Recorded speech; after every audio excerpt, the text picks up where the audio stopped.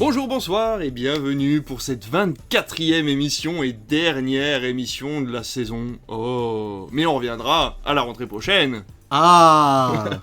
Comment vas-tu mon cher David ? Eh ben très bien. Je fais le bilan calmement, comme dirait la chanson, et c'est vrai qu'on a sacrément bien bossé. Hein. J'avoue qu'au début, j'avais du mal à me dire qu'on allait réussir à se caler avec nos deux emplois du temps. Mes différentes sorties à droite à gauche, à Paris, à Marseille, etc. Et ben on a tenu bon. Je crois qu'il n'y a qu'une semaine où on n'était pas là. Donc on peut. Même la semaine où on est parti en vacances, on a pu faire caler un truc. Une émission de rab.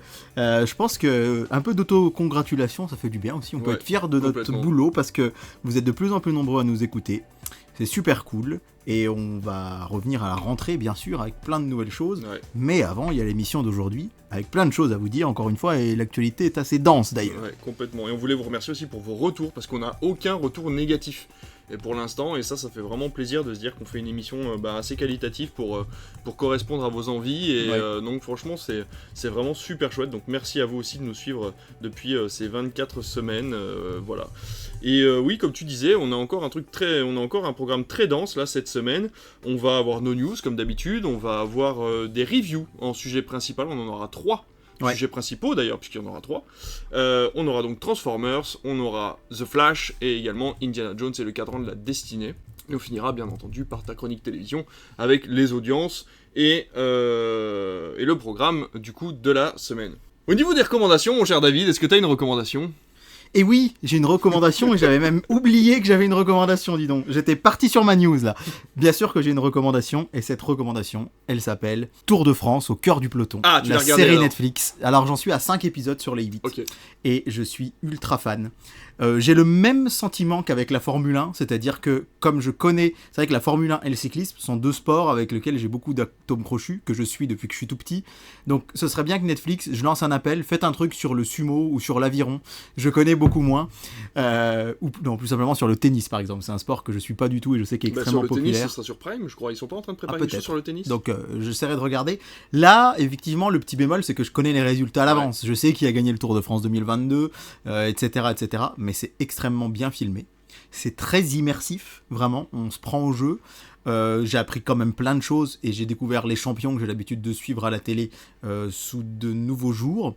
Et comme je vous le disais la dernière fois, j'ai l'exemple parfait de mon frère qui regarde assez peu le cyclisme et qui m'a dit j'ai adoré la série, je l'ai dévoré, c'était super chouette. Et on a appris, j'ai écouté ça hier en écoutant... On refait le sport sur RTL, très bonne émission qui passe le dimanche soir sur RTL, où justement on parlait de la série, et visiblement il y a eu une enquête d'opinion qui a été faite sur le Tour de France, et visiblement suite à la diffusion de la série, on a dépassé le cap des 50%, il y a 52% des Français qui ont annoncé cette année qu'ils vont suivre le Tour de France, au moins les étapes de montagne, alors ça c'est pour la plus grande partie, au moins se tenir au courant des résultats, voire regarder toutes les étapes du Tour de France, et surtout, depuis l'arrivée de la série sur Netflix, il y a plus 8% chez les moins de 25 ans. C'est-à-dire que les jeunes vont s'y intéressent beaucoup plus. C'est chouette. Donc ça, c'est une bonne nouvelle, je pense que c'est du gagnant-gagnant. Le responsable du programme, il faut rappeler d'ailleurs que c'est un programme qui est en partenariat avec France Télévisions.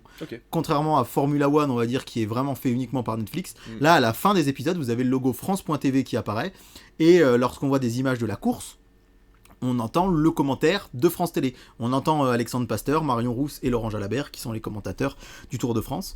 Et donc, j'ai lu une interview du producteur de la série en France, qui disait qu'il était extrêmement inquiet quant aux audiences quand c'est sorti. Évidemment, Netflix ne communique aucun chiffre, mais il a dit que les audiences qui étaient sorties étaient bonnes, étaient plus que correctes, voire même bien bonnes. Donc on sent que c'est peut-être pas excellentissime, c'est pas de la Formule 1, mais que ça marche bien, et surtout, la bonne surprise, c'est que ça cartonne à l'étranger. Le monde entier s'y passionne, et les Français aussi. Parce que le but, c'est de vendre les droits après à l'étranger. Exactement, ouais. Et donc sur Netflix, sur les autres plateformes, ça marche très très bien.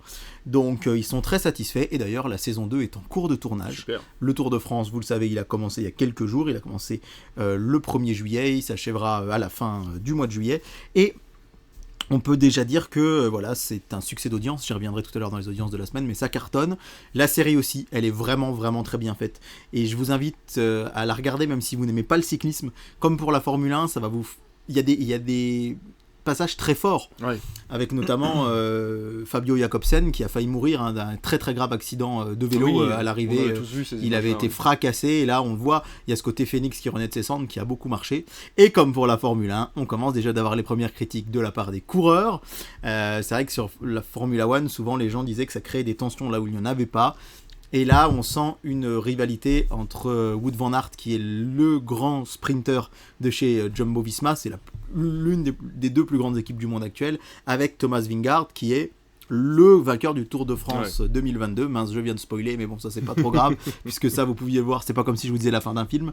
Et en fait, ils sont tous les deux dans la même équipe, il y en a un qui sprint et l'autre qui joue le classement général, et on tend à les opposer un peu dans la série. Et là, j'ai vu une interview de Jakobsen ce matin qui disait non, mais ça m'a pas trop plu ce côté-là. Donc forcément, il y a toujours un peu... c'est pas facile d'être en immersion comme ça.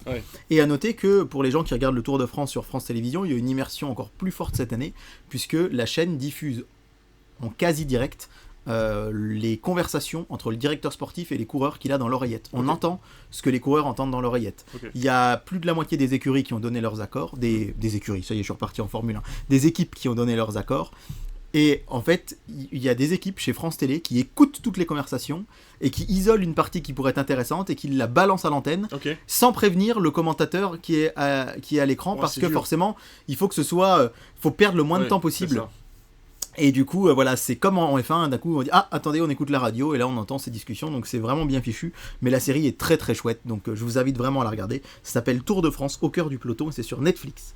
Eh ben allez, avec plaisir. J'hésite beaucoup à reprendre un abonnement Netflix là. Je trouve qu'en ce moment il y a beaucoup de programmes à voir, et puis j'ai loupé tellement de choses que je pourrais rattraper beaucoup de choses. Et ça, mais je pense que ça peut être une solution de prendre 1 ou 2 mois et après recouper. On verra ça. En tout cas, en attendant, moi je suis sur Prime Video et ma recommandation ce sera un film d'Akira Kurosawa qui vient d'arriver sur la plateforme et qui s'appelle Rhapsody en août. C'est un film qui se passe dans les années 80 où 3 jeunes gens sont envoyés à Nagasaki chez leur grand-mère pour passer l'été pendant que les parents sont partis voir un proche qui va décéder à Hawaï.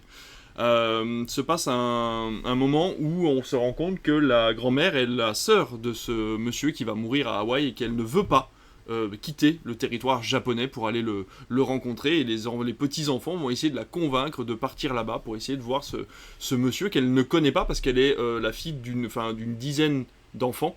D'accord. Et donc elle ne connaît pas en fait ce frère-là, tellement elle en a eu. Et en fait on va vivre cet été, le jour, les enfants vont aller visiter Nagasaki, comment il a été reconstruit, voir les vestiges de certains objets ou de certains bâtiments liés à l'explosion en fait de la bombe. Et la nuit, on va les voir avec la grand-mère qui va leur raconter des histoires qui fait peur, qui va leur raconter des histoires sur la campagne de Nagasaki, où ils peuvent aller visiter, voir une cascade, des choses comme ça. Donc on va vraiment avoir cet ensemble de visites. On va visiter avec eux Nagasaki, et en 44 plutôt, avec l'explosion de la bombe, et dans les années 80 avec ces jeunes gens qui ont oublié finalement, qui essayent de faire un devoir de mémoire sur cette guerre qui n'a quasiment pas eu lieu en fait sur Nagasaki, hormis l'explosion de la bombe. Oui, bien sûr.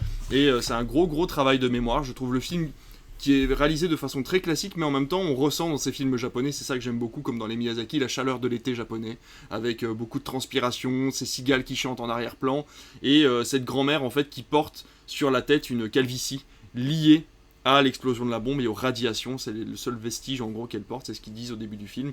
Et voilà, le film est vraiment très doux, très bien, c'est vraiment très très très joli, parce que justement ces enfants apprennent que ce sont les Américains qui ont lancé la bombe, et du coup ils se font un ennemi finalement sans vraiment le vouloir, et la grand-mère essaye de revenir sur le fait en leur disant non, écoutez, le problème c'était pas les Américains, le problème c'était la guerre, il faut pas en vouloir aux Américains, etc. Donc elle a fait son deuil de ça, malgré le fait qu'elle ait perdu une grosse partie de sa famille, dont son mari, dans l'explosion en 1944. Donc voilà, c'est un très joli film d'Akira Kurosawa. Attention, malheureusement, il est disponible que en VF sur Prime Video. Il n'y a pas la version originale. C'est-à-dire, des fois, c'est un petit peu le problème. Ouais. Mais ça n'empêche pas d'apprécier le film, je trouve, parce que les dialogues sont quand même... le doublage est quand même relativement bien fait. Donc je vous le conseille, ça s'appelle Rhapsody en août et c'est disponible sur Prime Video. Et bah écoute, on va passer tout de suite à nos news.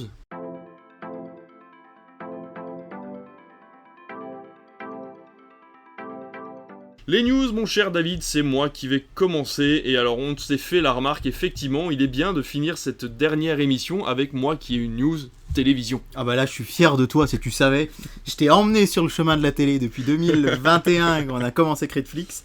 Et je remarque que tu t'y intéresses de plus en plus. Et d'ailleurs, ça me fait plaisir de voir une ou deux personnes dans mon entourage qui écoutent Critflix et qui disent « Ah, cette semaine, j'ai regardé ça parce que tu m'en as parlé. » Donc les chaînes télé, n'hésitez pas à me rétribuer financièrement. Merci d'avance. D'ailleurs, j'ai regardé l'Histoire sans fin hier, parce que justement, je cherchais un truc à regarder, je voulais pas regarder les plateformes, et j'ai regardé l'Histoire sans fin. Qui a été l'un des programmes hier les plus commentés sur les réseaux sociaux qui sont passés à la télé. Super. Il y a eu un vrai engouement. Je vous dirai tout à l'heure si ça s'est traduit en audience, mais il y a eu un vrai engouement. Il y a même le journal Première sur son site internet qui a ressorti un article sur l'histoire de la saga. D'accord. Et du coup, il y a eu une vraie petite bulle d'amour autour de ce film sur les réseaux sociaux hier. Donc, quand j'ai vu passer ton message, j'ai vu que tu étais loin d'être le seul. Donc ouais, j'ai vraiment apprécié parce que je l'avais jamais vu moi. Donc, c'est vrai que j'ai beaucoup aimé. Mais là n'est pas la question. On va parler télévision, on va parler de TF1 avec le casting de Cat's Eyes qui a été dévoilé. Alors, le casting de Cat's Eyes, pourquoi ? Parce que c'est 3 jeunes femmes. Je sais pas si vous avez suivi la série à l'époque dans les années 80, cet animé japonais. Qui racontait l'histoire de 3 sœurs voleuses, et donc là l'histoire reprend l'histoire de ces fameuses 3 sœurs. Le père est décédé il y a 10 ans, il avait une galerie d'art et ressort après un incendie une peinture qui appartenait à leur père et elle décide de la voler, de comprendre comment elle est réapparue sur le marché. Ces 3 jeunes femmes seront représentées par tout d'abord Constance Labbé que l'on a déjà vu récemment dans la série Balthazar, ou encore dans Groom, dans Commissaire Magellan, dans Mongeville, toutes ces séries qui sont diffusées sur C8 actuellement, ou même dans Meurtre à Bride-les-Bains.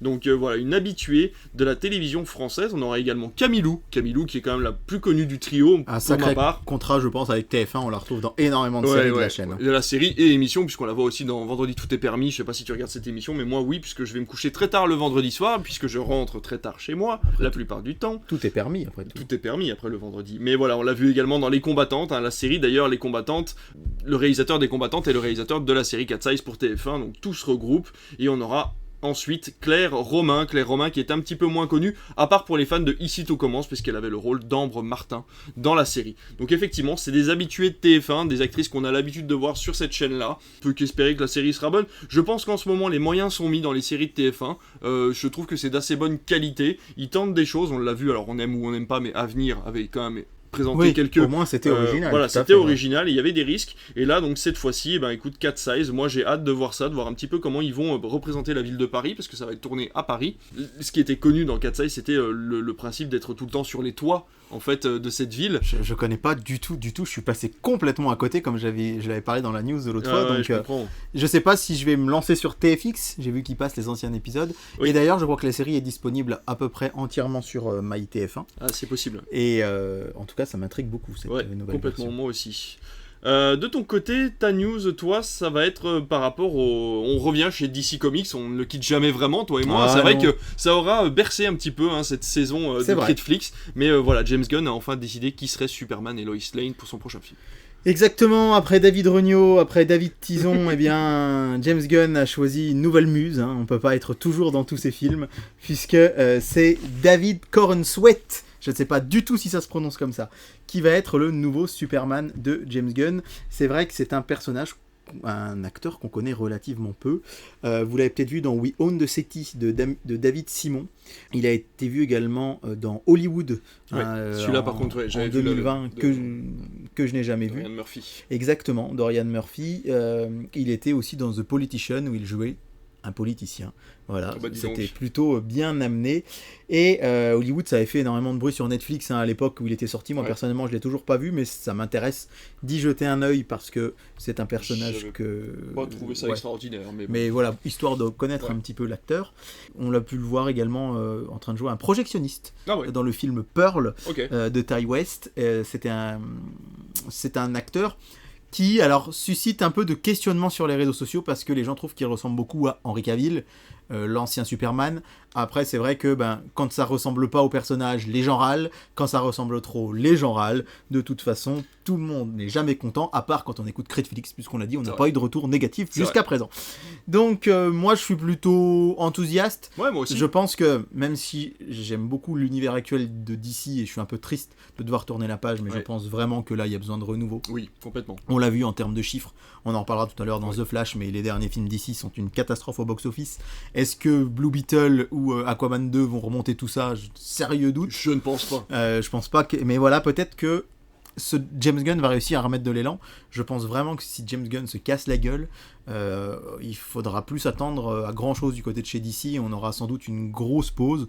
Alors, qui sait, hein, on a toujours The Batman qui avait cartonné, on pourra toujours avoir la suite, ou effectivement les films autour de Joker. Oui, parce qu'on avait dit que ces films-là ne seraient pas dans l'univers de James Gunn. À part. Ouais. Mais c'est vrai que pour l'instant, et je suis le premier à le déplorer un petit peu, parce que je trouve que ces films DC Comics actuels ont beaucoup d'arguments, vraiment. Et je pense à Flash, je pense à Shazam 2. Mais là, effectivement, ça va être ce renouveau. T'as pas cité Black Adam? Black Adam, quel était ce film? Non, Black Adam, en vrai, je l'ai trouvé assez moyen, mais voilà, ça passe. Mais c'est donc David Corenswet qui va être le nouveau Superman, mais surtout, mon gros coup de cœur, c'est pour la nouvelle Lois. Ouais. C'est Rachel Brosnahan, que j'ai trouvé étincelante à titre personnel dans House of Cards. Elle avait un rôle très ambivalent, très compliqué, très fort, qu'elle jouait à la perfection, et c'est une actrice, alors que vous avez peut-être pu voir également dans la fabuleuse Mrs. Maisel. Moi je la connais de là, oui. Ben voilà, on va dire ces deux rôles principaux. Et moi, depuis, je la suis sur les réseaux sociaux, Rachel Brosnahan, et j'arrête pas de me dire, sincèrement, mais pourquoi on la voit pas plus? Et c'est vrai, quand je l'ai vue sortir dans la shortlist, il y a quelques jours, hein, enfin, une dizaine de jours, il y avait 3 duos qui avaient été annoncés. Et d'ailleurs, les duos fonctionnaient pas forcément en face, puisque c'était pas ce duo-là qui était prévu. Et quand j'ai vu Rachel Brosnahan, je me suis dit, oh là là, c'est génial, je m'attendais pas du tout à ce qu'elle soit là. Mais je m'attendais pas non plus à ce qu'elle soit prise. C'est vrai qu'on avait un peu Emma Mackey qui tenait la corde, hein, donc l'actrice de Sex Education ou Eiffel notamment. Et finalement, quand j'ai vu Rachel Brosnahan, j'étais vraiment ravi. Le couple se fait énormément bâcher sur les réseaux sociaux, ça on en a un petit peu l'habitude. Laissons-leur leur chance.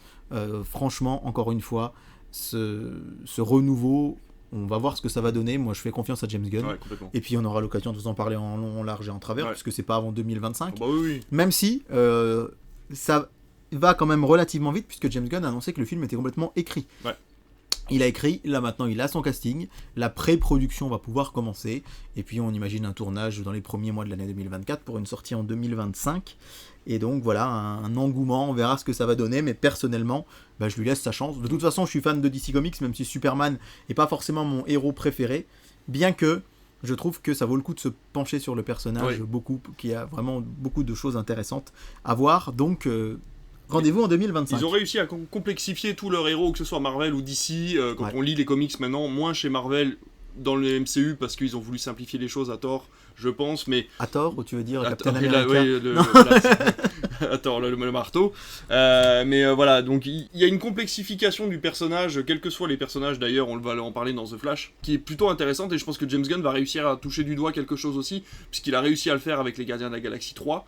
Donc je pense vraiment qu'on peut le laisser avoir confiance. Et puis le bashing sur les réseaux sociaux, je pense qu'il a dû leur dire quand il les a choisis, vous en faites pas, vous allez vous faire déglinguer, ça change pas le fait que vous êtes talentueux dans tous les cas, et on va tourner le film, et vous allez voir que tout le monde va kiffer, et il n'y a pas de problème. Mais c'est vrai que Rachel, du coup, a ce côté dans Mrs. Maisel...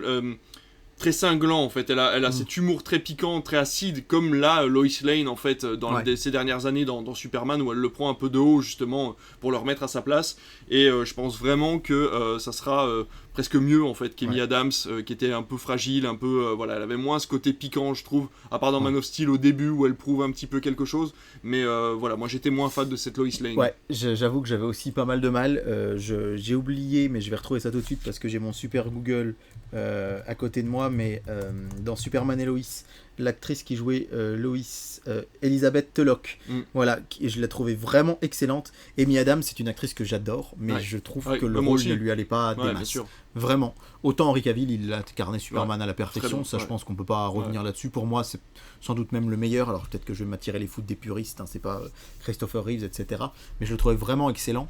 Et j'avais plus de mal. Vraiment, c'est ça, ce qui m'a un peu sorti de Man of Steel d'ailleurs, c'est même le personnage de...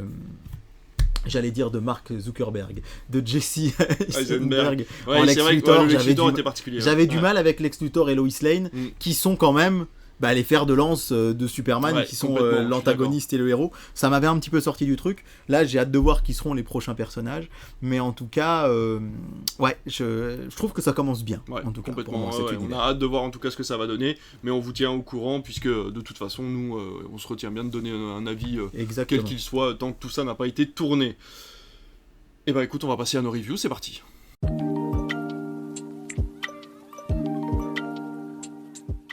Alors mon cher David, pour cette dernière émission, on a décidé de la jouer cool, on n'a pas préparé de gros sujets, et on va se faire des petites reviews de films que l'on a vus, toi et moi, en premier lieu Transformers, on parlera ensuite de The Flash pour finir avec Indiana Jones et le cadran de la destinée, mais tout d'abord Transformers. L'histoire de Transformers, elle est assez simple, hein. C'est une histoire de robots qui débarquent sur Terre suite à une guerre dans leur monde qui s'appelle Cybertron. Ça se passe dans les années 90 et un jeune homme qui est un peu en galère avec un petit frère malade décide de prendre un job où il doit voler une voiture. Et en parallèle de ça, une jeune fille découvre une antique statuette qui envoie un message à travers le ciel repéré par les Transformers qui se réveillent et décident d'aller chercher la relique sacrée pour pouvoir retourner sur leur monde. C'est à peu près ça ? C'est exactement ça. Voilà. C'est une aventure qui se veut, on ne le dit pas, mais inédite, c'est-à-dire qu'elle prend la suite de Bumblebee, qui est sorti il y a quelques années, mais ne prend pas véritablement la suite de l'univers des 5 premiers Transformers qui avait été réalisé par Michael Bay. À aucun moment le studio n'a dit que c'était un reboot, mais on sent bien que l'histoire ne collerait pas si elle se déroulait avant les aventures du premier Transformers avec Shia LaBeouf. Donc personnellement je considère que c'est une aventure toute nouvelle et toute neuve, et il faut avouer que c'était quand même vachement chouette. Moi, personnellement, j'ai bien aimé. J'ai trouvé qu'il y avait une relation entre les robots et les humains qui était beaucoup plus proche l'un de l'autre, où vraiment dans les premiers Transformers, on sent que c'est les humains tout en bas et les robots tout en haut, et que leur guerre les dépassait. Les humains étaient un peu dépassés par cette guerre de robots. Et là, finalement, on sent vraiment que déjà le gros méchant a un avantage énorme sur les gentils robots que sont les Autobots. Cet humain qui va réussir finalement à mettre son petit grain de sel à l'intérieur. Les deux d'ailleurs, hein, l'héroïne est tout aussi bien mise en avant, je trouve, que le héros. Et ils vont réussir à se mettre en avant, à avoir des avantages. Ils vont servir à quelque chose cette fois-ci, parce que soit les robots ne peuvent pas passer à certains endroits, soit parce qu'ils doivent être plus discrets, etc. etc. J'ai trouvé que c'était assez bien fichu. Au niveau des effets spéciaux, j'ai pas été déçu du tout. Je trouve que ça rend vraiment bien. Et ce que j'ai beaucoup aimé surtout, c'est le côté épuré. Vraiment, c'est vrai que dans les derniers Transformers, c'était très brouillon, les robots avaient des rouages de partout, c'était hyper compliqué de repérer où était quoi sur le robot. Et là, vraiment, on a un retour aux années 90, à ces vieux jouets qui pouvaient se transformer très simplement, et donc les structures même de ces robots est quand même relativement simple. Dernier avantage, après je te laisse prendre la parole et on pourra en discuter, j'ai beaucoup aimé le doublage de Mr. V. Je l'ai trouvé vraiment très sympa, c'était assez bien fait. Petit bémol par contre pour Dorothée qui n'est absolument pas dans le métier et qui ne m'a pas convaincu du tout, mais voilà, qu'est-ce que t'en as pensé de toi ce Transformers ? Alors je commencerai par dire, déjà un petit peu poser les bases de tout ça, c'est que je n'ai aucun atome crochu avec la saga Transformers. Ouais. J'ai pas connu le dessin animé étant enfant, je sais qu'il est très populaire. Moi non plus. D'ailleurs, petite parenthèse, l'épisode de The Toys That Made Us sur Transformers est très très intéressant par contre. Tout à fait. Mais effectivement, j'ai aucun atome crochu avec la licence. Juste pour vous parler rapidement de mon cas, en fait, à l'horizon 2010-2011, je me suis acheté une télé écran plat, je me suis acheté une PS3 et je me suis dit je vais enfin pouvoir voir des Blu-ray, des films en HD. Avant, j'avais ma télé cathodique. Et je me suis acheté avec un coffret Blu-ray, Batman Begins et The Dark Knight, pour voir un petit peu ce que ça allait donner. Et tout de suite dans la foulée, je me suis acheté les premiers Transformers. Je me suis dit, alors il y avait le 1 et le 2, et le 3 est sorti un tout petit peu plus tard, il est sorti en 2011. Oui. Mais j'avais acheté le 3 aussi dans la foulée, me disant, quitte à voir du spectacle sur grand écran, je vais choisir les 3 premiers, je vais choisir Transformers, ça va bien claquer à l'écran, ça va être vraiment c'est du blockbuster, quoi. Et j'avoue ne pas avoir réussi à me plonger dedans. Ça m'a pas passionné. J'ai eu beaucoup de mal avec Shia LaBeouf, je sais pas. Shia LaBeouf, Shia comme tu veux. Je sais jamais comment on le prononce. Pourtant c'est un acteur que j'aime beaucoup et j'ai grandi avec Drôle de frères sur Disney Channel à l'époque. Et la guerre des Stevens, c'est quand même fou de se dire quand même quand on y pense que ça s'appelait Drôle de frères sur Disney Channel et La guerre des Stevens sur France 2. Ah oui, j'ai jamais compris pourquoi quand on changeait de chaîne c'était pas du tout le même nom, mais bref. Et effectivement c'est une saga, moi je suis passé complètement à côté. J'ai vu que les 3 premiers c'était déjà pas mal, je me souviens que le 3, la face cachée de la lune je crois, j'avais du mal à ne pas passer à autre chose, mais je les ai pas revus depuis 2011. Peut-être que j'aurai un autre regard en les voyant maintenant, mais pas sûr. J'ai pas vu 4-5, j'ai pas vu Bumblebee, et là je dois dire que c'est la bande-annonce qui m'avait tapé dans l'œil. Ça m'a fait penser aux Power Rangers, c'est-à-dire ces espèces de robots qui ressemblent à des animaux. Faut rappeler que les premiers Power Rangers dans Mighty Morphin c'était des dinosaures, et que dans la 2e saison où les Rangers étaient des ninjas, c'était devenu des grenouilles, des éléphants, etc. Et moi je me suis arrêté un petit peu après dans Power Rangers et ça m'a fait penser à ça, vraiment. Et je me suis dit Bon, pourquoi pas tenter le coup. Faut dire que je partage ma vie avec une demoiselle qui est archi fan de Transformers. Et quand la bande-annonce est sortie, si tu te souviens bien, tu l'as passé devant Avatar. Oui. Donc ça date de Noël. Je lui ai dit, oh tiens, j'irai bien le voir. Problème, ce n'est pas tombé dans l'oreille d'une sourde. Elle n'a pas arrêté de me redire là, on va le voir, hein, on va le voir. Et donc j'y suis allé et je dois avouer que j'ai pris mon pied. Et aussi, je pense que j'ai pris mon pied parce que je trouve que l'histoire est bien ficelée pour quelqu'un qui, comme moi, n'y connaît rien. On peut tout à fait ne pas connaître les Transformers et regarder ce film. Ouais. On comprend rapidement. Alors évidemment, on nous dit pas tout... Enfin, on ne sait pas en détail qui sont Bumblebee, Optimus Prime, etc. Importe. Mais on comprend que c'est les gentils. On comprend qu'ils viennent d'une planète et qu'ils risquent de ne pas pouvoir y retourner. Et on comprend qui sont ces méchants et qui sont ces animaux fantastiques, j'allais dire, qui sont là aussi. Enfin, j'ai trouvé ça très, très bien ficelé et je me suis pris au jeu. Franchement, quand je suis arrivé dans la salle et que je me suis dit, 2h07, faut vraiment être amoureux pour venir voir ce genre de film avec sa compagne quand on n'est pas intéressé. Et en fait, je les ai pas vus passer. Non. Vraiment, je les ai pas vus passer. Ça passe vite. On se prend au jeu, on sent que c'est un blockbuster. Je vous dis pas que le scénario est digne des plus grands films de tous les temps, mais on se prend au jeu du blockbuster. Les effets spéciaux sont très corrects. Ouais.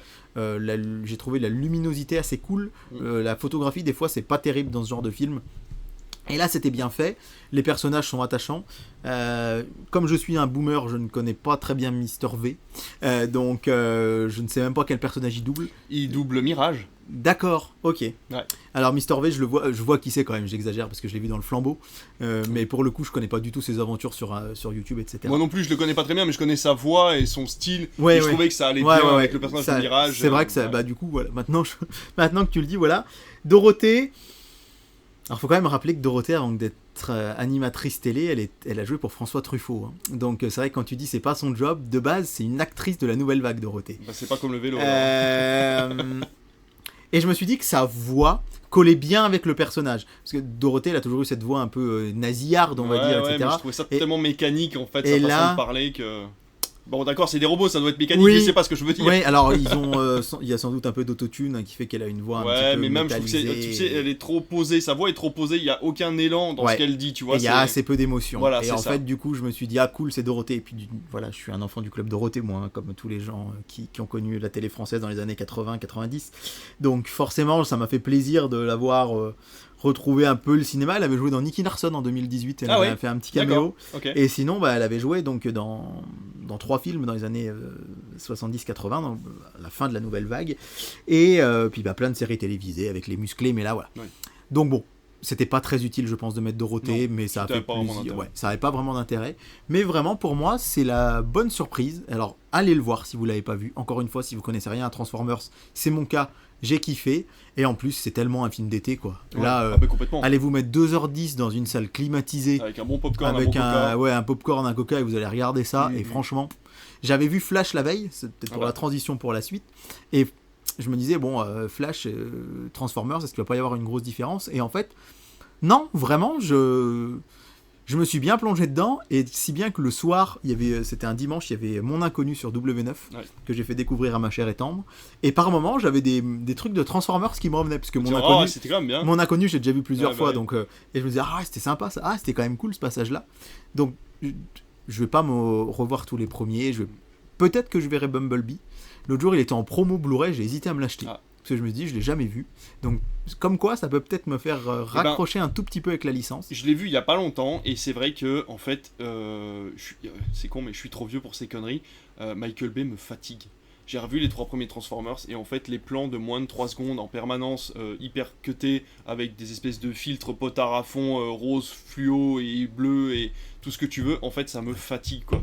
Et c'est vrai que la dernière fois, la Transformers, j'ai revu le premier ou le deuxième, je sais plus. Et vraiment, au bout d'une demi-heure, j'étais fatigué, quoi. Je me dis, pose-toi, quoi. Laisse un plan tourner plus de 3 secondes et tu verras, tu sais filmer, quoi. Parce que Michael Bay est quand même doué. Il sait ce qu'il fait, mais il veut pas arrêter sa caméra, quoi. Faut toujours que les plans fassent moins de 3 secondes. Et là, pour le coup, Bumblebee est un peu plus dans la lignée de Transformers Age of the Beast. Rise of the Beast. Et donc, du coup, on a plus de plans posés, des paysages, ce genre de choses. C'est un peu plus agréable. Et j'ai trouvé que c'était très intéressant de faire cette espèce de petit tour du monde. Où on part au Pérou, et puis en fait, au début on est à New York, et il se balade un peu comme ça, et j'ai trouvé ça plutôt sympa. D'ailleurs, c'est présenté cette prof de géographie qui parle là, qui a trouvé ça cool, comme l'hémisphère ouest. Ouais. Et en fait, on parle toujours d'hémisphère nord et sud en géographie, parce qu'il y a l'équateur au milieu et puis parce qu'il y a l'alternance des saisons, mais l'hémisphère ouest et l'hémisphère est, et là c'est une notion, je sais pas si c'est très intéressant pour nos auditeurs, mais c'est une notion de géographie qu'on utilise très peu dans la vie courante, et ils en parlent plein de fois dans le film, et je me suis dit, bah tiens, c'est intéressant est-ce que les gens vont comprendre qu'en fait l'hémisphère ouest, en gros, c'est le Pacifique plus les Amériques, et l'hémisphère est, c'est nous avec l'Afrique et l'Asie, etc. Et du coup, vraiment, c'est ce tour de l'hémisphère ouest. On voit l'hémisphère ouest a été bombardé, l'hémisphère ouest a été attaqué, etc. Bref, un très bon divertissement, fun, et bah voilà, ça mange pas de pain, c'est un film de l'été. Si vous voulez en avoir pour votre argent, pour le coup, je me dis que dans les grandes salles aussi, 4DX, Ice, tout ça, ça doit être sympa. Ça doit être vraiment sympa. Bon, assez peu de choses à rajouter là-dessus, on va tout de suite passer à The Flash. The Flash, alors, que dire? Donc The Flash, l'histoire, c'est l'histoire de Barry Allen, qu'on a déjà vu dans Justice League, que ça soit la version Zack Snyder ou la version de Joss Whedon, peu importe laquelle vous appréciez. Ça nous raconte donc l'histoire de Barry, un petit peu plus tard, du coup, après les événements qui se passent dans Justice League, c'est devenu un héros de sa ville, et il est appelé à aider Batman à un moment pour une enquête, aussi banale soit-elle. Et il se rend compte en fait qu'il peut, après s'être énervé, il se rend compte qu'il peut remonter le temps. Et il se dit qu'il va peut-être pouvoir sauver sa mère, parce que c'est à cause de ça, c'est à cause du meurtre de sa mère qu'il est devenu enquêteur de police, enfin pour la scientifique, et qu'il a eu ses pouvoirs suite à un éclair dans un labo. Et il se dit que s'il sauve sa mère, du coup tout s'arrangera et qu'il n'aura plus besoin de jouer les super-héros, parce que, il faut le dire, au début du film, c'est un peu le super-héros rebut, il sert un petit peu à faire les basses besognes de Batman, et c'est un peu embêtant, ça l'ennuie un petit peu, et donc il va décider de vouloir sauver sa mère, j'y reviens.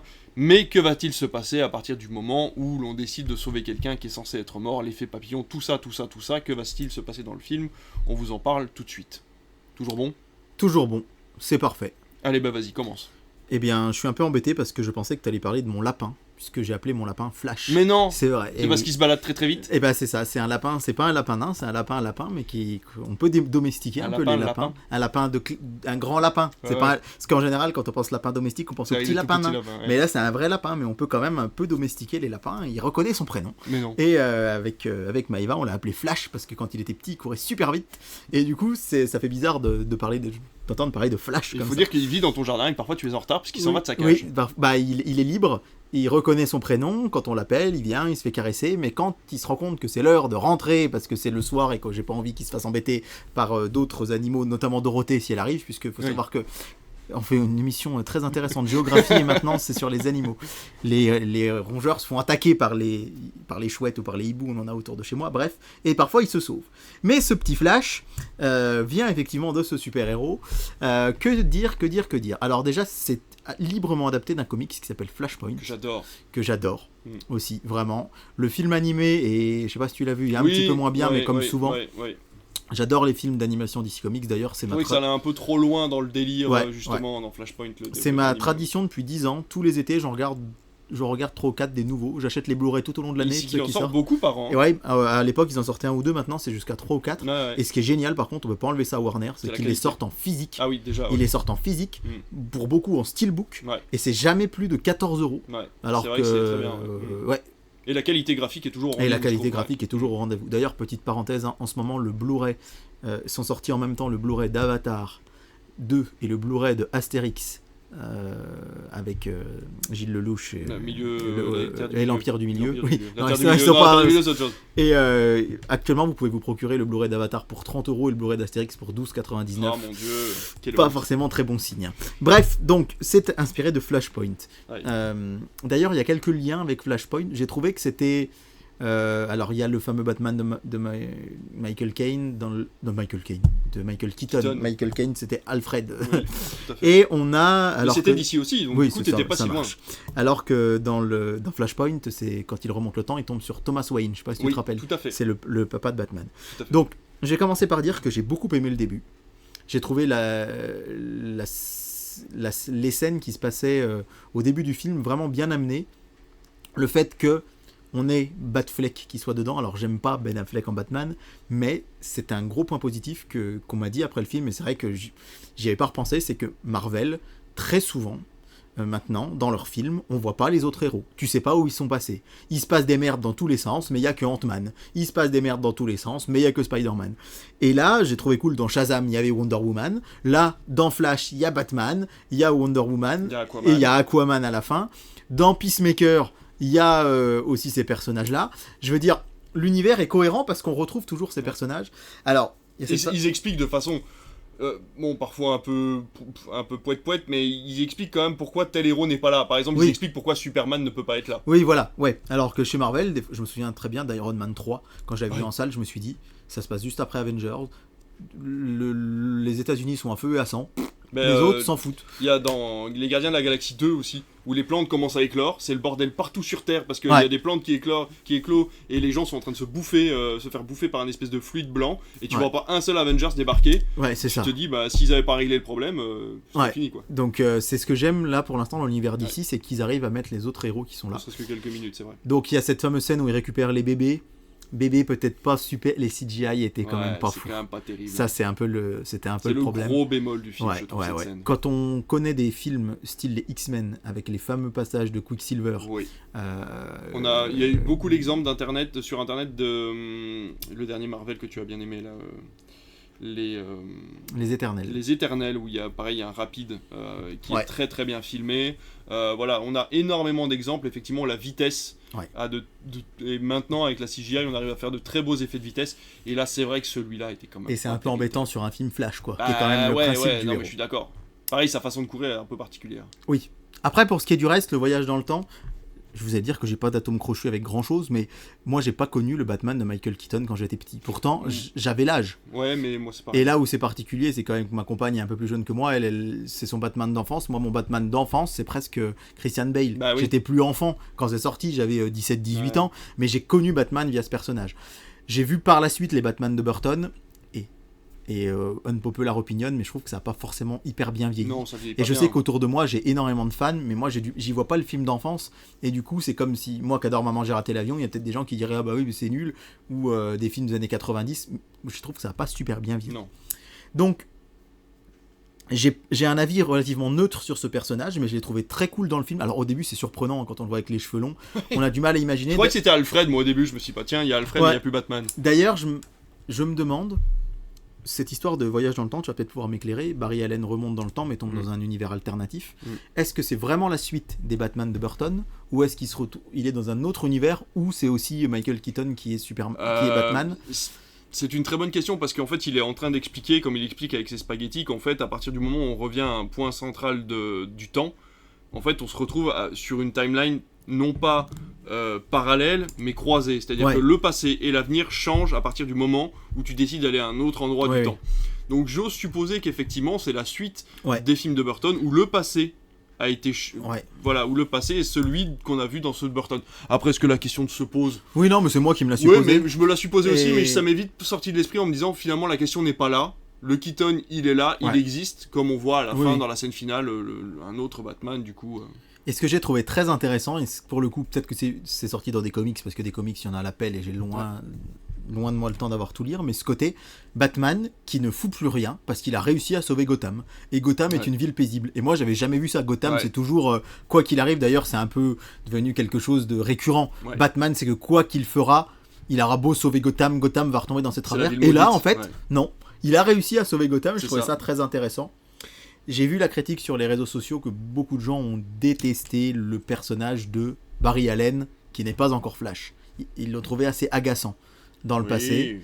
Mais en même temps, je trouve qu'il fonctionne plutôt bien en tant que...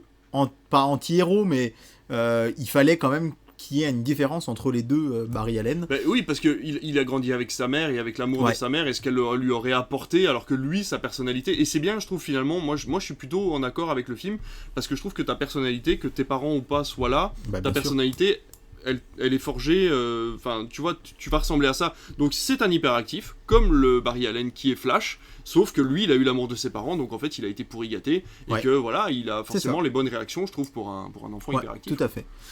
Le côté voyage dans le temps, c'est vrai que maintenant, on commence de l'avoir vu beaucoup. Ça revient, c'est plus forcément Retour vers le futur, mais on commence de l'avoir vu beaucoup.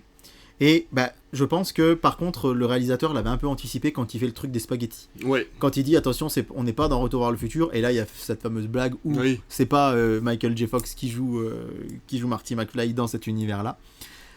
Donc là on rentre un peu dans des détails, mais globalement moi j'ai passé un bon moment devant le film. Moi aussi. Vraiment un bon moment. Mais encore une fois, parce que l'univers DC Comics, pour le coup, j'ai des atomes crochus avec lui, et que Ezra Miller, quoi qu'il ait fait en dehors, on n'en parle pas, mais je trouve qu'il incarne vraiment bien Flash. Je suis d'accord. J'ai pas la comparaison avec ce que beaucoup de gens ont fait sur les réseaux aussi, parce qu'en préparant cette émission, j'ai regardé un peu ça, avec le Flash de la série, mais moi j'ai jamais vu la série. Mais il y a des gens qui disent ouais, mais il était mieux. Après, je comprends s'ils ont vu 5 saisons avec Flash. Non, en fait, moi je pense que c'est un tort de la chaîne CW, c'est de créer des fanbases qui sont beaucoup trop accros à leurs personnages. On l'a vu avec Supernatural, où vraiment la fanbase de Supernatural est vraiment détestable, parce qu'ils veulent toujours des suites, ils veulent toujours les héros sont les meilleurs, les machins. Voilà, ça serait la série du siècle, ça serait Supernatural, alors que c'est une série qui a beaucoup de qualité, mais qui a énormément de défauts. Et là, le problème est le même, c'est que le personnage de Flash était très attachant, et il a une fanbase qui est absolument énorme, et je pense que les gens étaient déçus de ne pas le voir dans un film, parce qu'il l'aurait peut-être mérité, mais pas dans l'univers DC Comics qu'a créé Zack Snyder, c'était pas possible. Alors, le film dure 2h40, c'est passé relativement vite aussi, je dois le dire, et vraiment, c'est difficile de donner un avis très tranché, parce que moi j'ai passé un bon moment, j'entends les critiques, mais moi elles m'ont pas gêné. Ouais, c'est ça. Donc, j'étais heureux de voir cet univers. Je m'attache de plus en plus au Snyderverse, alors qu'il va s'arrêter, c'est quand même triste d'en arriver là. Mais je trouve que on s'y attache à ce Barry Allen, et qu'au final, même si c'est des choses qu'on a déjà vues dans le passé, dans des films où on ne peut pas arriver à modifier le passé, c'est vrai que ce message-là, de se dire que finalement, on l'a déjà entendu 1000 fois, je sais, mais de se dire que finalement, le passé, il est tel qu'il est, et c'est aussi ce qui nous forge, c'est ça. et c'est ce que va réussir à comprendre le personnage à la fin. J'ai trouvé ça très intéressant. Et sur la scène finale, où il revient dans ce qu'il pense être sa timeline, qui en fait n'est pas vraiment la bonne. Je vais pas entrer plus dans les détails, mais David, tu m'avais dit que c'était autre chose qui était prévu. Et si ça avait été ça, les amis, je pense que ça aurait été mon film d'ici préféré, parce que j'attends tellement ce retour providentiel. Mais pour clôturer, je dirais que j'avais peur que ce soit un énième film de multiverse. Et c'est pas vraiment ça. Non. C'est pas Spider-Man Across the Spider-Verse qu'on a pu voir récemment, ou même encore No Way Home, où un Spider-Man se balade dans plein d'univers. Là, il se balade dans un, finalement. C'est pas un multiverse. Non, il va dans un autre univers, certes, mais c'est un univers. C'est pas plein d'univers différents qui se mélangent. Ça appartient, on le voit à la fin, ça appartient à son univers à lui. Il est dans une autre timeline, en fait. C'est vraiment une histoire de temps et pas une histoire d'univers. Voilà. Et d'ailleurs, je rebondis là-dessus, puisque... Oui, je pense que tu avais à peu près terminé ce que tu avais à dire. Je rebondis là-dessus pour dire que il y a quelques... Voilà, moi j'ai apprécié tout comme toi le film, vraiment. C'est-à-dire que le peu de défauts que j'ai vus au film ne m'ont pas gêné, hormis cette scène des bébés au début où je me suis dit, oh, les gars, si c'est comme ça pendant tout le film, ça va être compliqué. Mais c'est exactement ce que je me suis dit. Je me suis dit, ça part pas très bien. Voilà, mais finalement, le reste de CGI... Ça et la cape de Batman en 3D qui, moi, m'ont vraiment gêné. Par contre, la blague du lasso de vérité de Wonder Woman au début, c'était mourir de rire. Ça m'a fait mourir de rire. C'était génial, génial. J'ai trouvé que les blagues étaient toujours bien placées, il y a vraiment... j'ai beaucoup rigolé, et en même temps c'est très sérieux, c'est un film qui est quand même très brutal. La séquence de fin, avec la guerre contre Zod, plus tout ce qui en découle, c'est vraiment, vraiment violent. La première fois que ça arrive, en fait, et qu'ils décident de remonter une fois de plus le temps pour réparer tout ça, je me suis dit, waouh, c'est chaud quand même pour un film, parce que moi j'avais des gamins dans la salle quand je l'ai vu, et je me suis dit, waouh, il est quand même assez chaud, quoi. Pareil, le fait qu'il se fasse transpercer par une balle, tu vois la balle vraiment avec le sang et tout, c'est des choses qu'on voit pas chez Marvel, quoi. Et c'est vrai que donc du coup j'étais assez étonné pour un film Flash. En fait, Flash, justement, la série, on s'attend à un truc un peu colorisé, un peu couleur et tout, machin, et là c'est vrai que le film est quand même assez sombre, mais j'ai trouvé ça vraiment plutôt bien fait. Les seuls reproches que j'aurais à faire, c'est la blague de la dent. À la fin, j'ai trouvé ça ridicule, vraiment, je comprends pas pourquoi ils ont clôturé le film là-dessus. Oui, c'est vrai. Vraiment, je l'avais oublié, moi. Ça ne m'a pas fait rire, ce genre de blague ne me fait pas rire, je comprends même pas pourquoi il l'a perdu au début, cette dent, et pourquoi il la repère à la fin, vraiment, j'ai pas aimé. Il y a les effets spéciaux des bébés au début, voilà, où on en reparlera un nombre de fois incalculable, ils sont ratés, c'est pas grave, le reste du film est quand même vraiment très bien fait. Les effets spéciaux sont largement suffisants par rapport à l'époque où on est. Je veux dire, Warner nous habitue à des effets spéciaux moins bien faits que ça. Je vous rappelle les derniers Harry Potter qui sont vraiment pas terribles au niveau des effets spéciaux. Et la troisième chose, c'est l'apparition des multiverses à la fin. Ça n'a rien à foutre là. C'est vraiment du caméo gratuit que moi j'ai vraiment pas apprécié parce qu'en plus c'est des acteurs. Je suis désolé, je vous spoil, mais on voit le Nicolas Cage qui a fait ses essais en costume de Superman. C'est ridicule, il combat une araignée, ça n'a rien à voir, ça n'a aucun rapport avec le film. Le fait que Barry Allen prenne conscience des multiverses, je le comprends, mais là, qu'ils en fassent une apparition comme ça, avec uniquement des caméos d'acteurs morts, ou d'acteurs qui n'ont jamais eu de rôle, on voit même pas Henry Cavill, enfin, tu vois, c'est vraiment particulier. Il se serait contenté, par exemple, de Christopher Reeves, qui est quand même le Superman iconique. Voilà. Et pareil, faire une apparition du Flash de la série, par exemple, ça aurait été pertinent. Et du coup, je veux bien que... Mais c'est un peu comme dans Spider-Man, qu'il y ait des Spider-Man qui sont... Voilà. Mais c'est vrai que Nicolas Cage, ça décrédibilise. Alors ouais, tu dis, c'est marrant. C'est marrant, okay. mais là, on est dans un truc sérieux. Mais voilà, on est dans un truc sérieux, donc tu montres Christian Bale, tu montres même George Clooney, Val Kilmer, qui tu veux en Batman, tu peux montrer plein de gens, mais c'est vrai que là, bon... Alors, dans la salle, moi, j'étais avec des gens qui, je pense, connaissaient relativement bien l'univers, et ça a éclaté de rire en voyant Nicolas Cage. Bah oui. Sincèrement. Donc, je pense que ça... C'est un peu ce que je cherchais, mais c'est là où je trouve, moi, que le film a du mal à trouver son équilibre entre humour et sérieux. Je suis d'accord. Et par moment, il y a un moment, je sais pas si tu vois, où Barry se met à vomir. Oh là. Et en fait, la scène était bien. Il vomit, et je me dis non. En fait, là, une fois, ça me va. Ouais. Tu vois, une fois, il a pris des jets dans la tronche, il vomit, d'accord. Voilà. Mais que ce soit en tourbillon après, machin. C'est ça. C'est ridicule. Et en 3D en plus. Mais voilà, et on rigole en le disant, donc bon, pourtant voilà. Mais plein de fois, je me suis dit, ah là là là là, c'est la maladie de beaucoup de films de super-héros actuels, c'est faire de l'humour pour de l'humour. Et je veux dire, soit on y va franchement, comme dans Shazam, qui est quand même des films qui sont... c'est purement familial. C'est des comédies familiales. Ouais, c'est ça. Soit dans The Batman, je veux dire, tu rigoles quand même pas beaucoup. Ouais. Et là, en fait, il avait un côté, c'est pas bien que j'en fasse un mot péjoratif, mais il avait un côté un peu marvelisant. Ouais. Ou dans Marvel, moi j'en ai marre que ce soit tout le temps une blague, un truc sérieux, une blague, un truc sérieux. Et par moments, c'était un peu ça. On a peut-être été un peu long sur The Flash, mais non, mais c'est nécessaire parce qu'il faut remettre les pendules à l'heure. Peut-être celui des trois sur lequel il y avait plus de choses à dire. Ouais, tu vois, on sait un peu. Mais ouais, je suis d'accord avec toi, vraiment là pour le coup. Et on essaye de remettre les pendules à l'heure comme pour Shazam 2. Arrêtez d'écouter les critiques sur internet.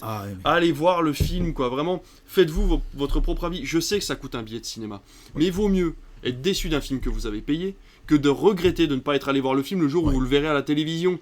Parce que vraiment, le film vaut le coup. Il y a juste 3 scènes où c'est un peu moche. Et effectivement, le côté course de Flash n'est pas terrible. Mais en vrai, ça ne gêne pas film. Et ça ne gêne pas l'entrain qu'on a pour le film et la qualité du film, qui est encore une fois un film d'été, que vous allez voir dans une salle climatisée, pour aller prendre du bon temps, pendant 2h30. Vraiment, c'était de bonne qualité. Je trouve que c'est un bel aboutissement du monde de chez DC Comics avant de le conclure. Alors, on a encore Blue Beetle et Aquaman qui arrivent. Mais n'empêche que là, ça apporte une belle conclusion. Et voilà, moi je trouve que vraiment, allez voir Flash si vous l'avez encore dans vos salles, parce que vraiment il vaut le coup. Je rebondis sur ce que tu dis. Moi en 2012, on m'a convaincu de ne pas aller voir Pacific Rim. On m'a dit, on m'a dit c'est du, comment dirais-je, c'est du série Z, c'est pro-américain, c'est très cliché. Et j'avais prévu d'aller le voir, et à l'époque, voilà, je me rappelle, j'étais allé dans un multiplex d'à côté, puis finalement je suis pas allé. Je me suis dit bon tant pis, on m'a dit que c'était pas bien, je vais quand même pas mettre. À l'époque c'était 8€ le prix, maintenant là on est plus à 11-12, mais bref.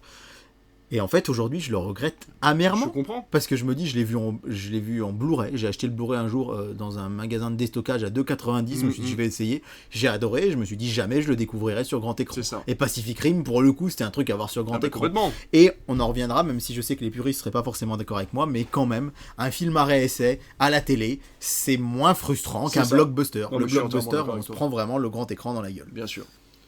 Et ben en parlant de grand écran dans la gueule, on va parler de notre dernier film, et on parle de Indiana Jones et le cadran de la destinée. J'allais dire le cadran de vérité, pas du tout le cadran de la destinée. Troisième film, troisième résumé. Indiana Jones, c'est vieux, on est dans les années 60. 69, ouais. 69, on vient de faire le premier pas sur la Lune, et il part à la retraite de son métier de professeur en archéologie, en histoire même.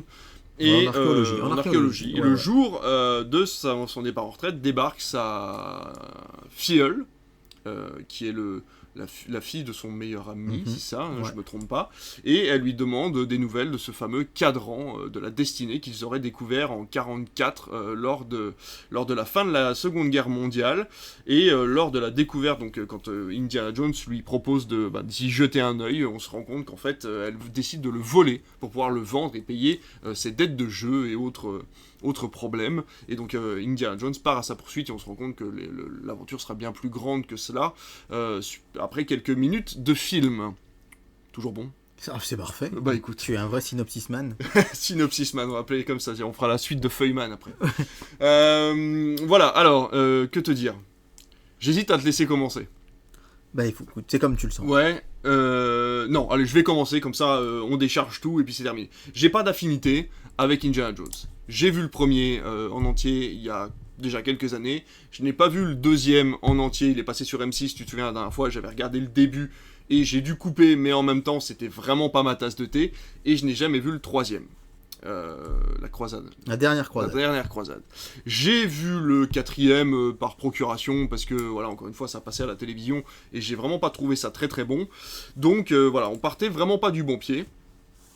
Et donc j'ai décidé d'aller voir le film, là, pour qu'on puisse faire cette chronique.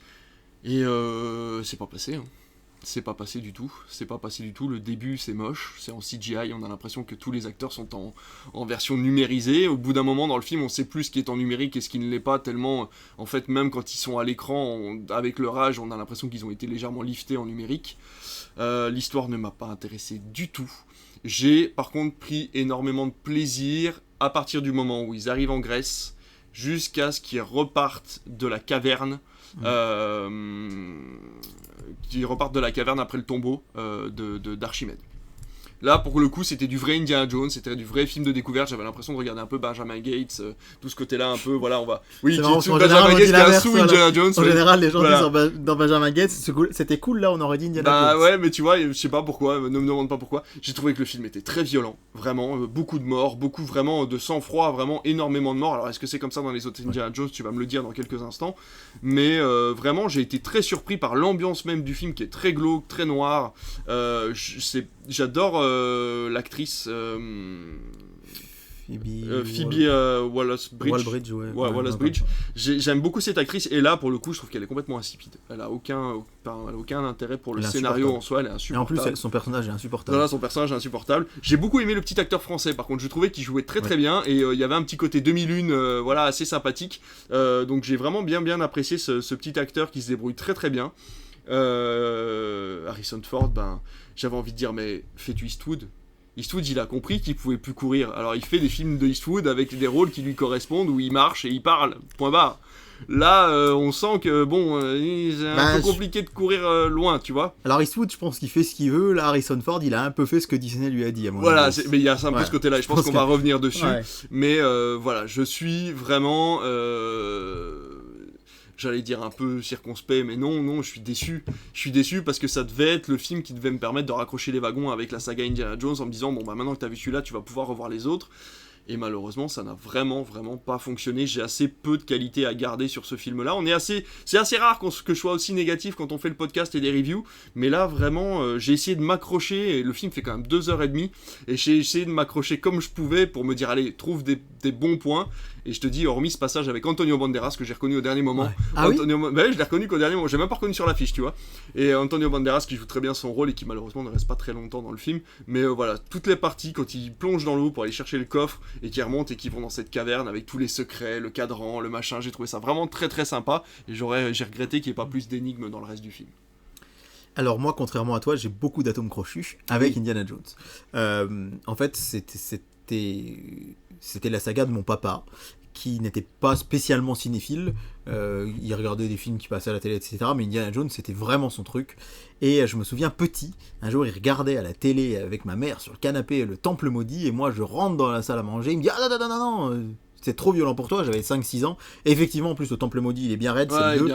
Et je me souviens qu'il m'avait dit, par contre, j'ai hâte que tu sois grand et qu'on les regarde ensemble. Et du coup, j'ai forcément ce souvenir-là de moi, à 9-10 ans, découvrant avec mon papa l'Indiana Jones, lui offrant les DVD, etc.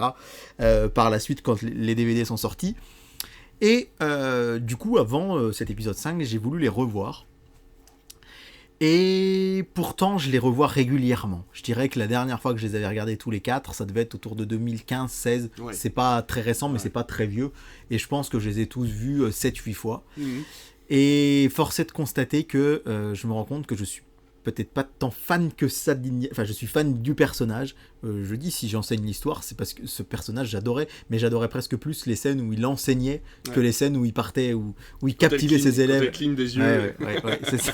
Par exemple dans le premier. Elles te font ça Et aussi. il cligne pas beaucoup des Ah yeux, bah dans le premier film, le premier que je me disais vraiment l'Arche perdue, il est génial. Là, quand je l'ai revu, je me suis dit ça vieillit pas hyper bien quand même.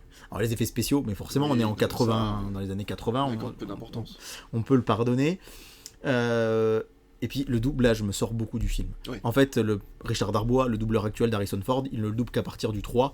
Dans le 1, c'est un doubleur, j'ai oublié son nom, mais qu'on entend d'habitude faire plein d'autres personnages, mais pas forcément lui. D'accord. Et dans le 2, c'est Francis Lax, qui est son doubleur de Han Solo chez Star Wars. Donc bon, le premier, en le revoyant, je me suis dit, il n'est pas si génial que ça. Il a quand même pas hyper bien vieilli sur plein de points. Ouais. Et puis en fait, voilà, comme je connais les tenants et aboutissants, c'était un peu moins... Bref.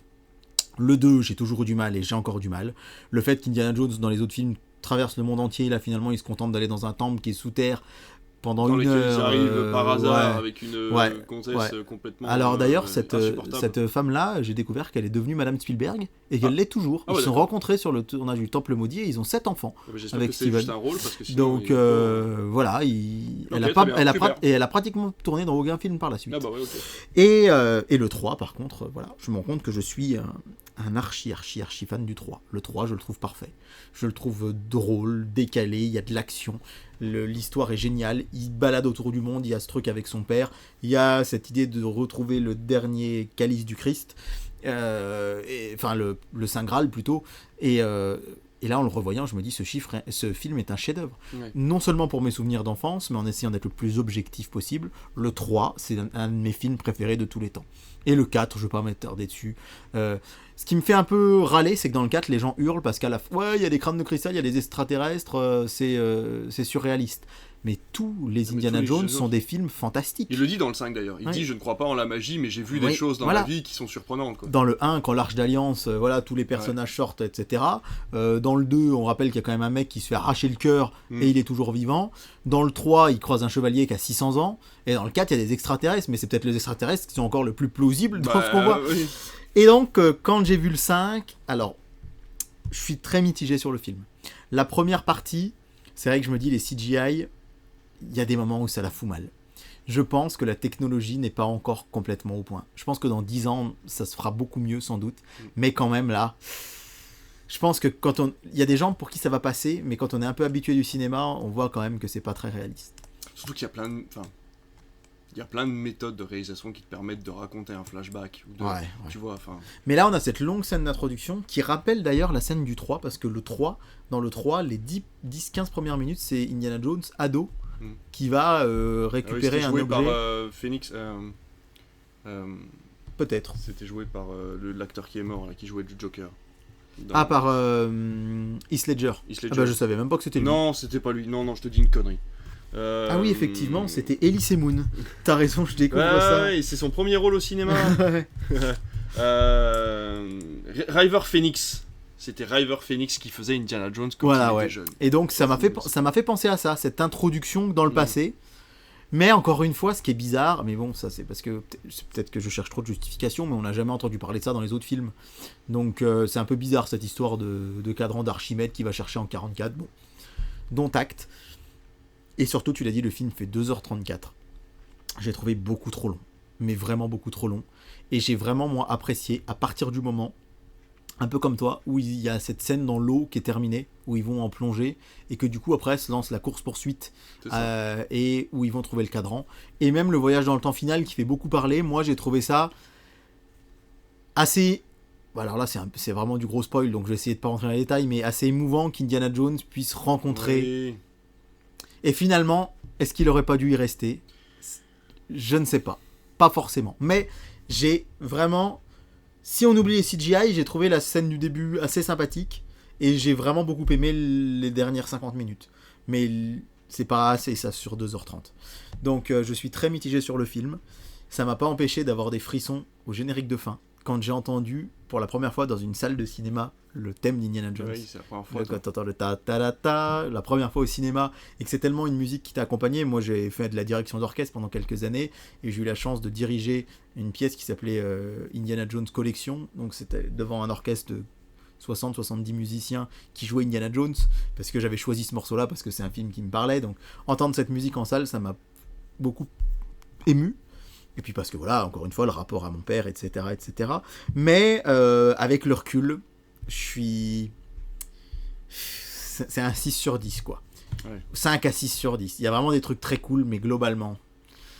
Et pourtant, il a 80 ans, et d'ailleurs, c'est vrai que c'est le paradoxe, hein, Sean Connery n'avait que 12 ans de plus qu'Harrison Ford. Hein. Dans le 3, Harrison Ford a 46 ans, Sean Connery 58. Il peut pas être son père. Mais ils avaient bien fait les choses, il était grimé vraiment plus vieux qu'il n'était, etc. Donc, on a senti quand même le poids du 4, c'est-à-dire qu'ils n'ont pas fait trop de surréaliste, trop de fantastique, à part la fin. La réalisation de James Mangold, finalement, j'ai rien à en redire. James Mangold ou Spielberg, ils sont pas comparables tous les deux dans leur carrière, mais sur ce film-là, j'ai pas trouvé que c'était ni bon ni mauvais, mais ça passait. Si vous voulez découvrir James Mangold, c'est pas sur celui-là qu'il faut aller, Bien parce sûr. qu'on sent que c'est un film de Yes Man, quoi. C'est-à-dire que mais Disney encore lui une dit fois, on veut ça, voilà, tu fais ça. En conclusion, je dirais qu'on a l'habitude avec Disney maintenant. Voilà, c'est plus des films Paramount. Mais tu vois, et c'est là que c'est dommage, parce que tu vois, on est en train de se plaindre du Star Talent des Tortues Ninja qui sort en août par la Paramount. Paramount qui a utilisé du Star Talent aussi sur les Transformers. Et au final, on se rend compte que ils ont pris le risque de le faire, mais ça fonctionne. Je veux dire, dans Transformers, pour l'instant, ça fonctionne. L'abondance que j'ai vue des Tortues Ninja, ça fonctionne. Donc finalement, moi, ça me gêne pas. Ce que je veux dire par là, c'est que Paramount, avec Transformers, ils ont pris un risque. Ils ont laissé vraiment... Ils sont sortis des 5 premiers, ils se sont dit, allez, on fait quelque chose, on essaye. Avec les Tortues Ninja, c'est pareil, ils sont sortis, ils vont essayer un truc. Là, je suis désolé, mais le 5e, c'est une reprise de scène des 4 premiers. La scène des insectes dans la grotte. C'est la scène des araignées. Enfin, tu vois, il y a plein de trucs comme ça où tu te dis, au lieu de faire du pastiche, on fait de la copie. Et c'est vraiment dommage, quoi. Et dernière chose à dire sur les copies, tu fermes les yeux, t'écoutes le son, c'est du Williams. John Williams. Ouais. Je suis désolé, tu fermes les yeux, t'as le choix, c'est soit du Star Wars, soit du Harry Potter, soit du Indiana Jones. Je trouve que John Williams, au long de sa carrière, a quand même fait toujours la même chose. Si t'écoutes, toi, tu t'y connais en musique, donc je ne dis rien. Enfin, je ne dis rien. Je veux dire, de mon oreille, de personne qui ne s'y connaît pas en musique, je suis désolé, mais parfois je confonds les thèmes d'Harry Potter, de Star Wars et de Indiana Jones et de tous les thèmes de John Williams, parce que je trouve qu'il fait tout le temps la même chose avec des cuivres. C'est toujours les mêmes cuivres, c'est toujours les mêmes instruments, et du coup, les consonants sont toujours les mêmes, et franchement, au bout d'un moment, je suis désolé. Hans Zimmer, quand tu l'écoutes dans Dune, ça n'a rien à voir avec ce qu'il a fait sur Inception, par exemple, tu vois ? Ouais, alors oui, c'est difficile. Pour moi, John Williams, c'est un génie des thèmes, et Hans Zimmer, c'est un génie des harmoniques. C'est-à-dire qu'Hans Zimmer, justement, j'entends tout le monde dire qu'il fait tout le temps pareil. Alors que John Williams, c'est un génie des thèmes, c'est-à-dire qu'il a créé des trucs ta-ta-ta-ta. Oui. Quand il va voir Spielberg, il lui dit, j'ai 2 thèmes pour toi, c'est soit ta-ta-ta, ta-ta-ta-ta, ou j'ai ta-ta-ta-ta, ta-ta. Et Spielberg dit, on garde les 2. Star Wars, que ce soit la marche impériale ou le thème de Star Wars, voilà, effectivement, c'est très cuivré, c'est très puissant, c'est très harmonique. Zimmer, lui, c'est beaucoup plus en... C'est des sons qui arrivent, c'est vraiment des harmoniques, des sons qui prennent leur temps. Mais beaucoup de gens reprochent à Zimmer de faire toujours la même chose avec l'être en même note. Alors que Williams, justement, on va lui dire... Après, John Williams, c'est quand même... Il en a fait des thèmes et il a pas fait c'est vrai que je ne retiens que les thèmes, mais c'est vrai que c'est quand même les 3 thèmes les plus connus de l'univers du cinéma sont 3 thèmes qui se ressemblent énormément, c'est ça que je veux dire. Oui, alors après j'ai du mal à voir le lien avec Harry Potter, moi perso. Bon, bref, sans entrer dans des détails musicaux, je dirais que moi John Williams, pour moi c'est un génie, Hans Zimmer c'est un génie, mais... Tout ça pour dire que quand j'ai fermé les yeux, fermé les yeux, mais au début du film, quand il y a eu la première intro, quand ils arrivent dans le train, etc. là, et en fait il y a un thème de John Williams qui est pas le thème de Et j'ai reconnu que c'était John Williams, du coup c'est pas le thème d'Indiana Jones, c'est un thème de John Williams, et en fait je me suis dit mais attends, mais on dirait une musique de Star Wars quoi. Ouais. Enfin tu vois, mais Oui. encore une fois je m'y connais pas en musique, j'ai pas l'oreille, et donc Non mais bon, c'est intéressant aussi voilà, d'avoir c'est un ton point jugement de vue à ce complètement niveau-là. subjectif, mais c'est vrai que j'ai trouvé que bon, finalement c'était un peu tout le temps pareil quoi. Mais d'une manière globale, je l'attendais vraiment beaucoup. Ouais, j'imagine. Vraiment, je me disais il en faut un dernier avec Harrison Ford. J'avais vraiment cette conviction-là parce que le 4 finissait le cul entre deux chaises. Ce qui est intéressant dans le 4, c'est de regarder les bonus du Blu-ray. Ouais. Où en fait d'habitude les réalisateurs sont super fiers de ce qu'ils ont fait, et là Spielberg il passe son temps à se justifier dans les bonus du 4, à dire ouais j'ai fait ça parce que je pensais que ouais on m'avait conseillé ça mais je me rends compte, alors que les bonus c'est censé être hyper corporate, tu défends ton film, et là dans les bonus du 4 il est limite emmerdé, c'est pour ça d'ailleurs qu'il a pas fait le 5. Il dit qu'il a adoré le 5 lui personnellement, Spielberg, et je voudrais pas être trop négatif, je suis quand même content que ce film existe. Il y a beaucoup de... Je trouve que ça clôture, puis le final, bon bah voilà, il retrouve, voilà, ça clôture. Oui, mais il retrouve un personnage qu'on a vu une fois dans le premier, quoi. Ah, qu'on a beaucoup vu dans le 4. Ah oui, elle fait son retour dans le 4 okay. De manière très importante. Et du coup, voilà, j'ai pas du tout aimé le personnage de sa filleule. D'ailleurs, on parle d'elle pour reprendre Indiana Jones, James Mangold l'a dit non, j'espère que Disney va suivre, parce que pour le coup... Mais, voilà, je suis très embêté de donner un avis tranché. Parce que j'ai quand même trouvé des trucs chouettes, des trucs beaucoup moins chouettes. Je suis hyper heureux d'avoir revu Indiana Jones à l'écran, mais j'aurais espéré mieux.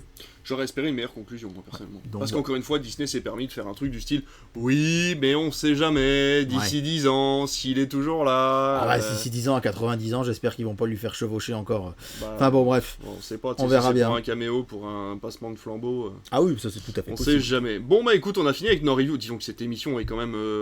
c'est la dernière, elle est longue. Voilà. On prend le temps. C'est la dernière fois que tu montes. On boit nos petites bières en même temps, hein, c'est bien la première fois, ce sera peut-être la dernière, on ne sait pas, mais en tout cas, on se désaltère pour pouvoir vous proposer une émission de qualité. Et bah écoute, on passe tout de suite à ta chronique télévision.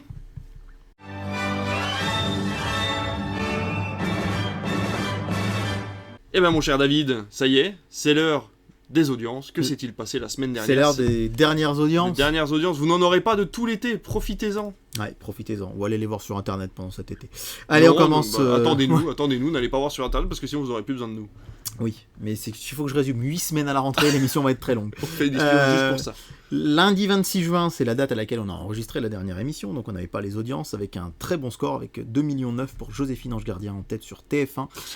Devant inédit au moins. Devant Cauchemar en cuisine sur M6, 2,2 millions, et Abyss à la 3ème place, hein, ça se casse doucement la gueule.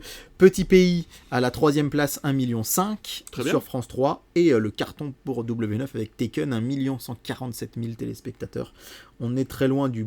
Alors, faut quand même noter sur le front 1,092 million, et Commissaire sur France 5 et Commissaire Magellan sur C8 1,035 million. Ça fait quand même...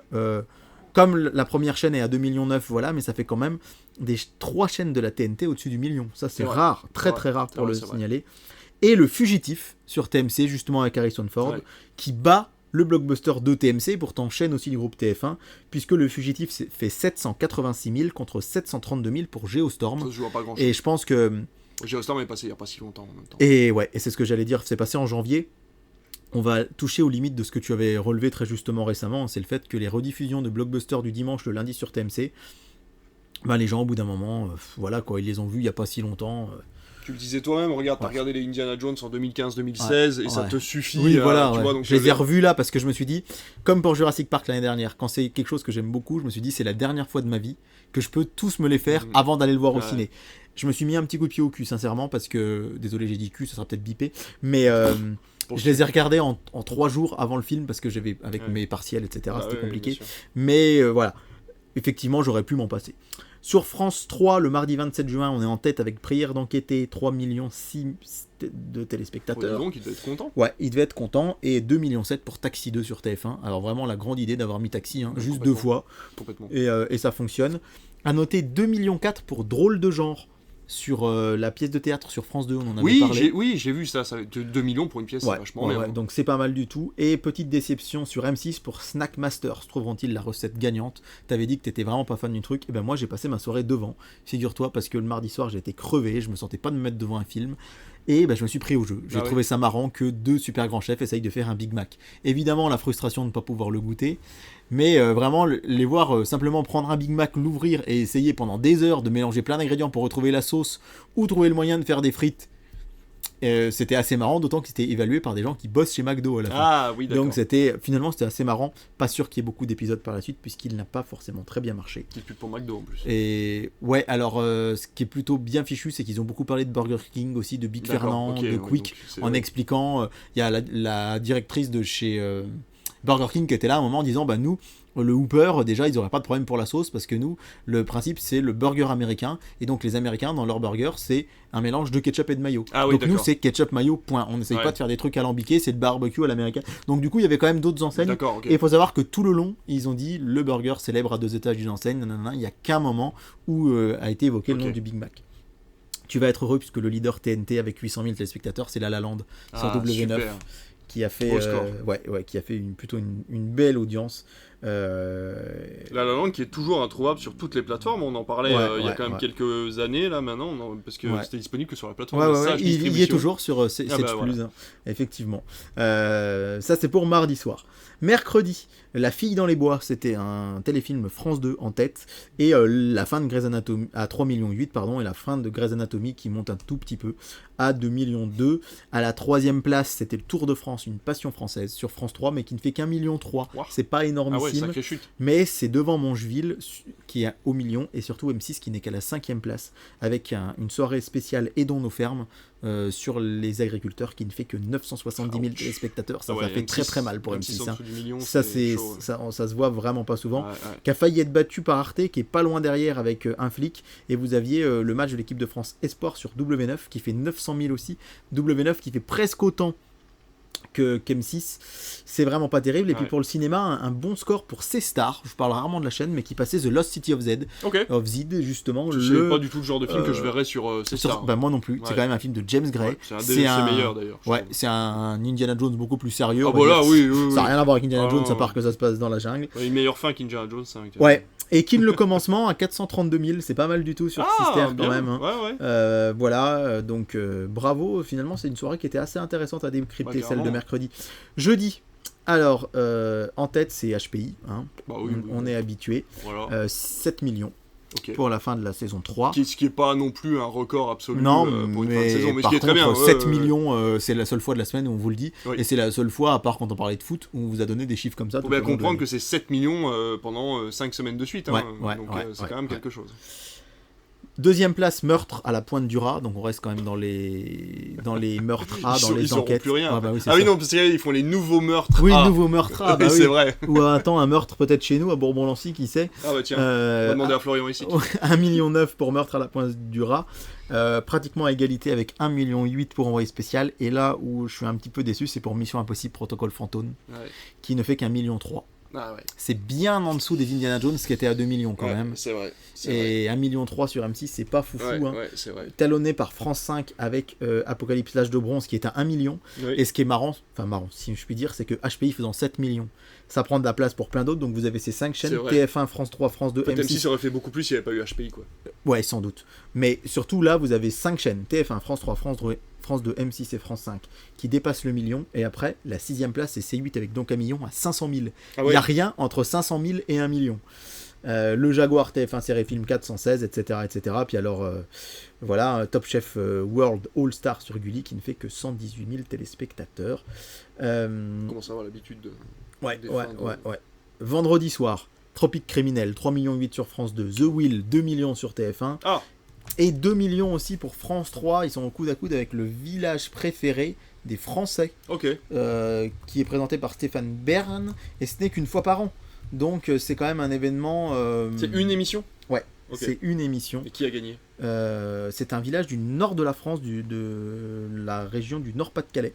Donc j'ai oublié le nom de ce village, je suis désolé, mais... C'est pas Bourbon-Lancy, quoi.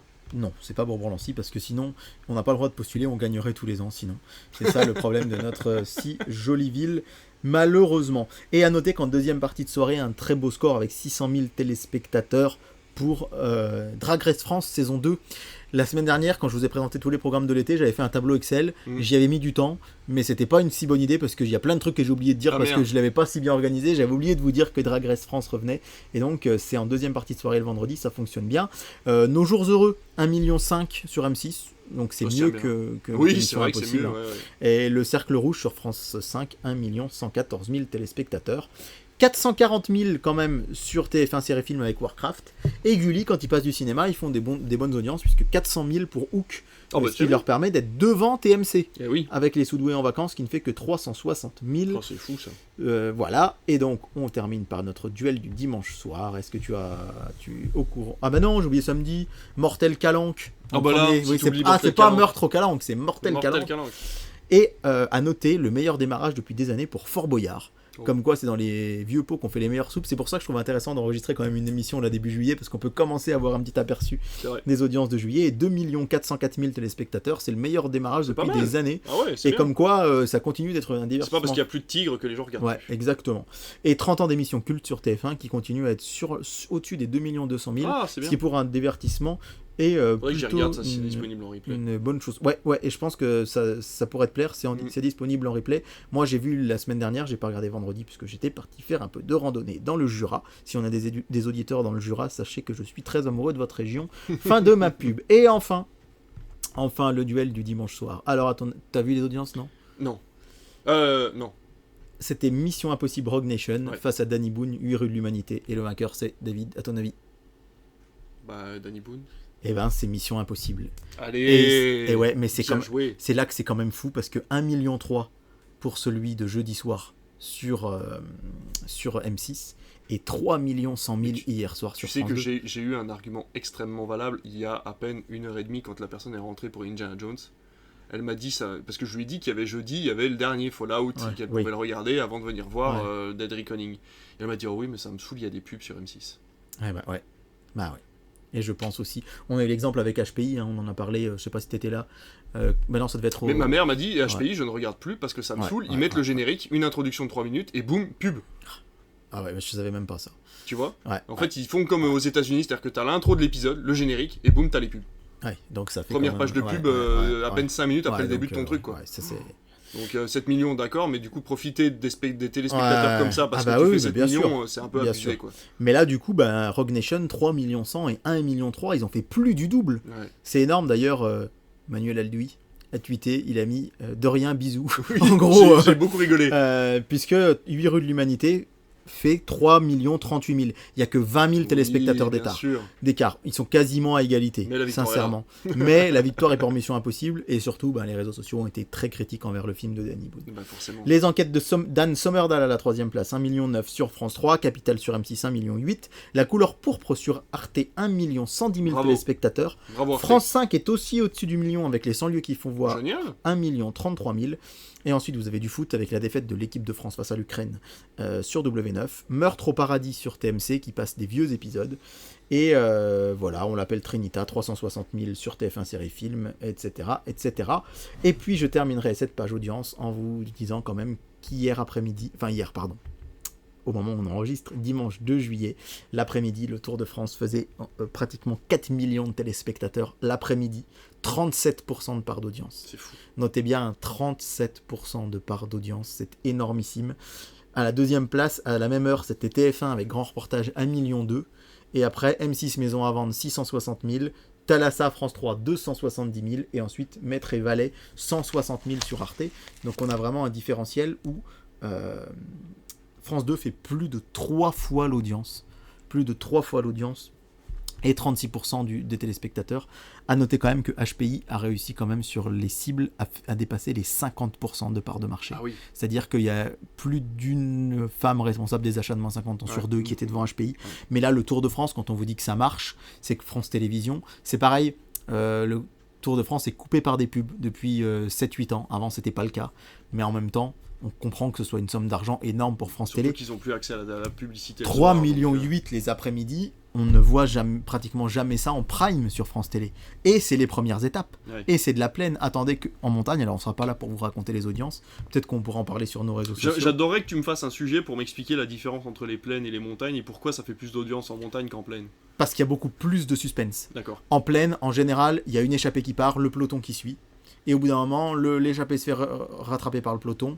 Et à la fin, il y a un sprint. Le peloton se fait rattraper par... Le peloton rattrape l'échappée. Du coup, il n'y a plus qu'un énorme peloton qui arrive et il y a un sprint. C'est vrai que moi qui suis pourtant fan de cyclisme, les étapes de plaine, souvent, c'est bien propice à la sieste. Alors qu'en montagne, il y a des attaques tout le long. Et c'est là vraiment, c'est en montagne qu'on gagne le Tour de France. C'est là que les leaders s'attaquent. C'est là qu'il y a un vrai duel, des tensions et en plus des paysages magnifiques. Bah oui. Ce qui joue beaucoup. Et du coup, je refais un petit bond en arrière sur mon conseil. Ce qui est génial, c'est que la question que tu poses, les gens qui connaissent le Tour de France, ils pourraient dire bah, pourquoi ils demandent ça, alors qu'en fait, c'est une question qui est tout à fait légitime. Et c'est à ces questions que répond le documentaire sur Netflix. Et j'insiste là-dessus. Ça marche. Pourquoi il y a un peloton ? Pourquoi il y a un maillot jaune ? Pourquoi qu'est-ce qu'une attaque ? Qu'est-ce qu'un équipier ? Qu'est-ce que le maillot vert ? Qu'est-ce que le maillot à pois ? C'est une très belle intro avant de regarder. C'est hyper vulgarisateur. Ouais. Vraiment, si vous ne connaissez rien au Tour de France, vous allez comprendre autant de choses que moi qui le regarde depuis 25 ans. Ça marche. Eh ben écoute, on continue dans cette émission très très dense avec tes news de télévision et en fait tu as eu l'occasion de voir ce qui s'était passé aux conférences de presse de Canal+ et de TF1. Ça va pas être court ça encore. Ça va pas être court, je vais essayer d'aller vite quand même parce que j'ai bien conscience que l'émission est commencée il y a un petit moment. On va commencer par la conférence Canal+, je vais être un peu plus court, qui a annoncé déjà l'officialisation de la nouvelle chaîne Canal+ Box Office qui apparaîtra le 1er septembre. Il y aura donc 10 chaînes Canal dans le bouquet, hors bouquet ex-Canalsat, ce qui est énorme. Au début, c'était Canal+, bleu, jaune, vert, puis Canal+, cinéma, sport, décalé et Canal. Il y avait 4 chaînes, là il y en a 10. Donc Canal+ Box Office, ce sera des films qui ont fait plus de 400 000 entrées au Box Office, qui seront diffusés en linéaire toute la journée. Canal+ Cinéma devient Canal+ Cinéma avec un S à la fin. Là, c'est Cinémas. C'est une chaîne qui sera consacrée aux films que Canal appelle coup de cœur, parce qu'au début, il voulait être plus sur art et essai, mais il n'y aura pas que du classé. Ouais, c'est ce qu'on avait vu. Mais quand même, des films qui font moins de... En fait, ce sera les films qui font moins de 400 000 spectateurs, et très orientés sur du cinéma étranger. On a vu une belle course qui avait été diffusée sur Canal+ Cinéma, c'est pas de la réalité. Oui, mais pour l'instant, c'est pas encore le cas. Canal Cinéma passe des blockbusters pour l'instant. Oui, mais on voit que le jeudi soir, le film art et essai... Oui. Voilà. Donc, le... Canal+ Cinéma, ce sera les films qui ont fait moins de 400 000 téléspectateurs, Canal+ Box Office plus de 400 000 et Canal+ Grand Écran, les grands classiques du cinéma. Ça commencera le 1er septembre. L'année dernière, il y avait eu 2 nouvelles chaînes, Canal+ Foot et Canal+ Sport 360. Rappelez-vous, Canal+ a annoncé qu'ils allaient atteindre les 500 films, l'exclusivité sur 500 films pour le prochain semestre, seulement 6 mois après la sortie en salle, du fait que OCS leur appartienne. Maintenant, ils ont racheté plus de droits de cinéma, ils ont notamment signé un accord avec Disney, donc Élémentaire, Indiana Jones, seront en première diffusion comme Avatar, 6 mois tout pile après la sortie. Ça, c'est la première grande annonce. Et à noter évidemment que tous ces films sont disponibles sur MyCanal. Et Gérald Brisviret, le directeur des antennes de Canal, a dit récemment sur Europe 1, a expliqué que les audiences, c'est en moyenne 60 à 70% le linéaire et 20 à 30% via MyCanal. Donc en fait, au final, il y a encore beaucoup de gens qui regardent le linéaire. Dont moi. C'est vrai que je me suis remis au linéaire depuis que j'ai la fibre, tout simplement. Ouais, et c'est vrai que c'est bien pratique. Alors, quand on n'a pas découvert... Parfois, voilà... Ça peut être l'occasion de dire tiens, il y a un film qui commence, je le connais pas, je vais le regarder. Mais c'est aussi cool quand on a déjà vu le film et qu'on fait autre chose à côté. C'est exactement ça. Jamel Debbouze qui va faire son retour avec une véritable sitcom tournée en public comme H, qui va se passer dans un aéroport. Mais non. Ouais, il va faire ça quelques années. Donc après H, ça va se passer dans un aéroport et ça s'annonce comme quelque chose d'assez fou, donc hâte de découvrir ça. C'est une sacrée tentative là. Ouais, c'est ça. Donc il prend le risque, mais en même temps Canal, c'est la chaîne qui l'a fait grandir. Ils sont à la 4e saison du Comedy Club, je crois. Donc. C'est ça. Vous allez avoir le retour de Bullitt et Ripper. Est-ce que tu sais qui sont les acteurs? Bien sûr, Pamela Rose. Pamela Rose. Alors il y a eu le 1, il y a eu le 2, il y a eu une série audio en podcast, et là il va y avoir une vraie série. Et en fait, tout le monde était persuadé que Mérad ne serait pas dedans, et en fait il est bien dedans avec Olivier, et c'est pas parce qu'il est devenu, c'est vrai, Cad très bankable dans d'autres trucs. Mais Cad c'est l'humour qui lui va bien. Et puis il est fidèle en amitié, comme il le dit. Olivier, c'est son meilleur pote, et du coup il lui demande de revenir. Ils vont s'éclater là-dessus, je pense. C'est clair, donc ça devrait être assez marrant. Nouvelle série qui judiciaire par les scénaristes d'Engrenage, qui va s'appeler 66.5, qui est très attendue. Xavier Giannoli Est-ce que tu sais qui c'est Xavier Giannoli? Pas du tout. Est-ce que ça... Oh David, est-ce que tu travaillerais pas dans un cinéma par hasard?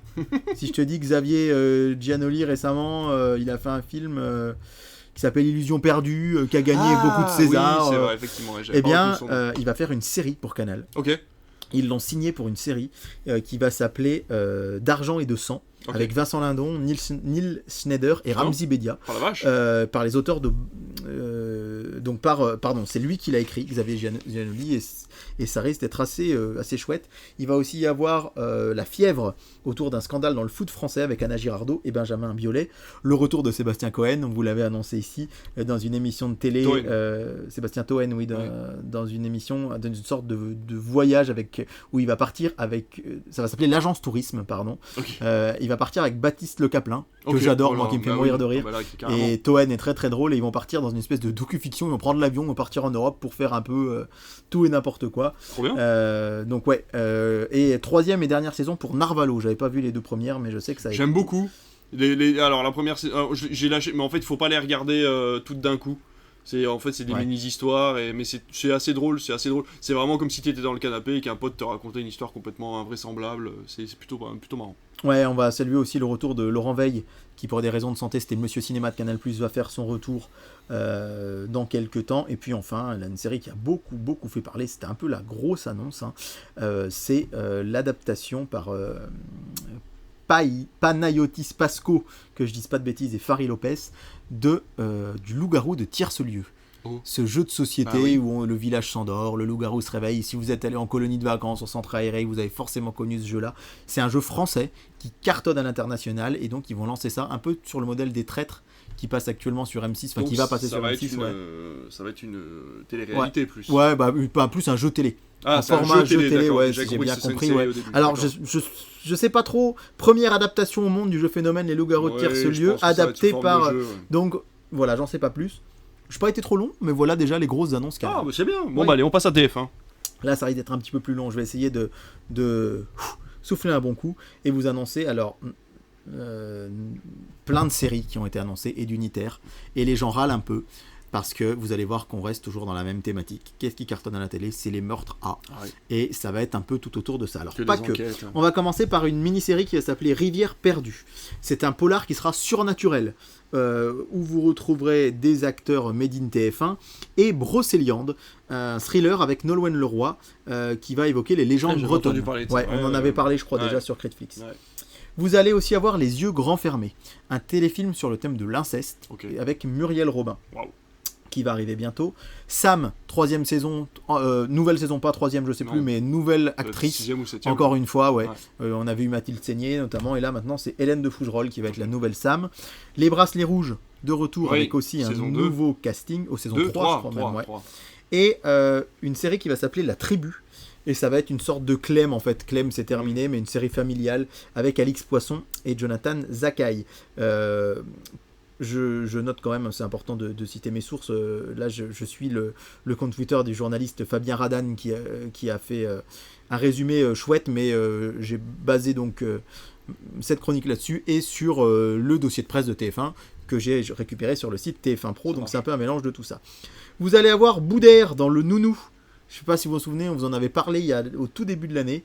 Le pilote va être tourné, en fait, ça va être dans une famille homoparentale. Boudère va être le nounou. Et RIP, alors là, ça sera plutôt une comédie. Pas de mariage sans larmes, pas d'enterrement sans rire, avec Claudia Tagbo, qui travaille dans... Je ne suis pas très fan de Claudia Tagbo, moi perso, mais dans une entreprise de pompes funèbres. Je suis pas d'avis. 2 téléfilms de Noël qui vont arriver sur TF1, avec notamment Super Papa, avec Michael Youn, qui en fait va entendre les pensées de ses proches. On en avait parlé déjà. Ouais, on en avait parlé. Et Noël et plus si affinité, là aussi avec Hélène de Fougerolles, qui était donc dans Sam.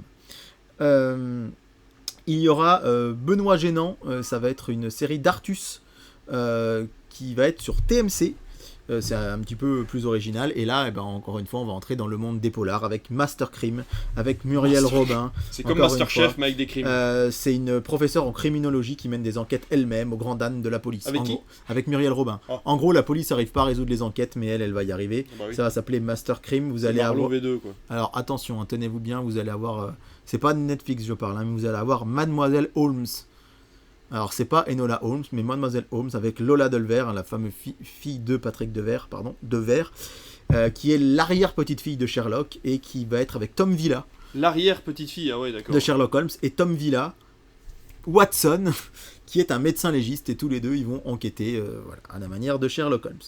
Vous aurez également, alors je suis obligé de te montrer l'image, le négociateur, avec François-Xavier de Maison. Oh là là, on dirait un vieux film sorti direct Blu-ray. Un agent du raid débordé par sa vie personnelle. D'accord. Le fil d'Ariane, avec Chantal Latsou et Florian Père. Chantal Latsou, une ex-chroniqueuse judiciaire qui met son nez dans les enquêtes de Florian Père, joué par son fils. Enquête. Mercato, une comédie d'action, un téléfilm dans lequel Arnaud Ducré, un flic parisien, est muté à Marseille, c'est Bienvenue chez les Ch'tis à l'envers. Ou encore Panda, un film écrit par ça va l'air très drôle, Julien Doré, mais où il va jouer un flic. Encore une fois, des fois qu'on n'aurait pas eu assez de séries policières. Cat's Eye, je vais pas revenir dessus. Bah oui. Poker Face, ça c'est une nouvelle série étrangère de Ryan Johnson, qui a été achetée par TF1. Oh bah dis donc. Donc c'est intéressant de le noter. Le Club des 5, adapté par Nicolas Winding Refn. Alors TF1. Ça, sur TF1. Le Club des 5. Oui, adapté par Winding Refn, qui est quand même celui qui a fait Drive, Neon Demon, Only God Forgives, c'est quand même assez fou. Ça, c'est pour tout ce qui est série et téléfilm. Je suis perturbé par la dernière news que tu viens de me donner. Je vois vraiment pas à quoi ça peut ressembler. Je me surprends d'aller aussi vite, mais bon, bref. Vous aurez Ninja Warriors, le choc des nations, et Star Academy de retour le 4 novembre. Ah oui. Vous aurez Ma mère, ton père, l'amour et moi. 8 parents célibataires en quête d'amour seront guidés par des experts. Leurs enfants, et ça ils l'ignorent, en fait, leurs enfants vont les aider à trouver l'amour. Émission donc de dating. Vous aurez aussi Time to Love, dans laquelle les participants dateront 8 personnes à l'aveugle. Ils devront essayer de dire leur âge, etc. Bon, bref. Et dans Dream Team, ça on en a parlé, ce sera les fameux chanteurs. Vous aurez une soirée consacrée... du coup ça s'appelle Dream Team maintenant. Ouais, alors bon... Dream Team, c'est le rêve des stars, effectivement. Les 6 chanteurs qui font équipe avec des enfants. Un documentaire sur Florent Pagny. Vous aurez un documentaire sur Mimi Mati qui s'appelle Grandeur Nature. Oh non, c'est dégueulasse. Ils auraient pu trouver quand même meilleur. Voilà. Et alors, ce qui nous intéresse, nous, et que je suis content de voir. Alors, il y aura aussi, j'ai oublié, la soirée Un gars, une fille. Il y aura le final de Clem, vous aurez le retour de The Voice, vous aurez toujours Masked Singer, Danse avec les Stans, le Cannes Comedy Show sur TF1. C'est assez surprenant. Et point de vue cinéma. Alors, je dis le sport et on terminera par le cinéma. La saison 2023-2024 des Bleus, avec notamment l'Euro 2024 qui aura lieu en Allemagne l'été prochain. Bien sûr. La Coupe du Monde de rugby 2023 dès cet automne. Je n'ai pas été dans le bon ordre chronologique, mais c'est pas grave. La finale de la Ligue des Champions, sous-traitée par Canal. Et les championnats du monde de hommes et femmes de handball. Et point de vue cinéma, on sait que les chaînes ne sont pas trop promptes à donner trop en avance leurs films, on va dire, à l'avance pour pas trop que la concurrence sache. Mais on a quand même 4 titres de films qui sont sortis de cette conférence qui sont assez emblématiques. Le premier, c'est Aline, qui je pense devrait réussir à trouver son public sur TF1, sans problème. Ça, Maison de retraite, que la chaîne a acheté, donc là, ça va bien fonctionner. Gros carton aussi, ça. Spider-Man No Way Home. Bah oui. Et un peu plus surprenant, mais c'est une belle surprise pour TF1, le Dune de Denis Villeneuve. Ah ouais. Il a été pressenti sur France 2, mais c'est TF1 qui a acheté les droits. C'est vrai que je l'aurais peut-être dû et moi, je l'aurais limite plus vu sur France 2. Je suis pas sûr qu'ils feront leur meilleur score du dimanche. Mais voilà, déjà 4 dimanches qui se profilent. D'ailleurs, Premier Contact avait été diffusé sur France 2, je crois, en premier. Sur France 2. Et aussi, donc, les dernières saisons, évidemment, d'Esprit criminel, de Good Doctor, ou encore des experts, puisque les experts reviennent. C'était arrêté, les experts à Las Vegas. Oui, c'est vrai, ils ont repris. Exact. Donc, voilà. Ça peut peut-être faire un peu d'audience. Oui, je pense. Donc, c'est... Ouais.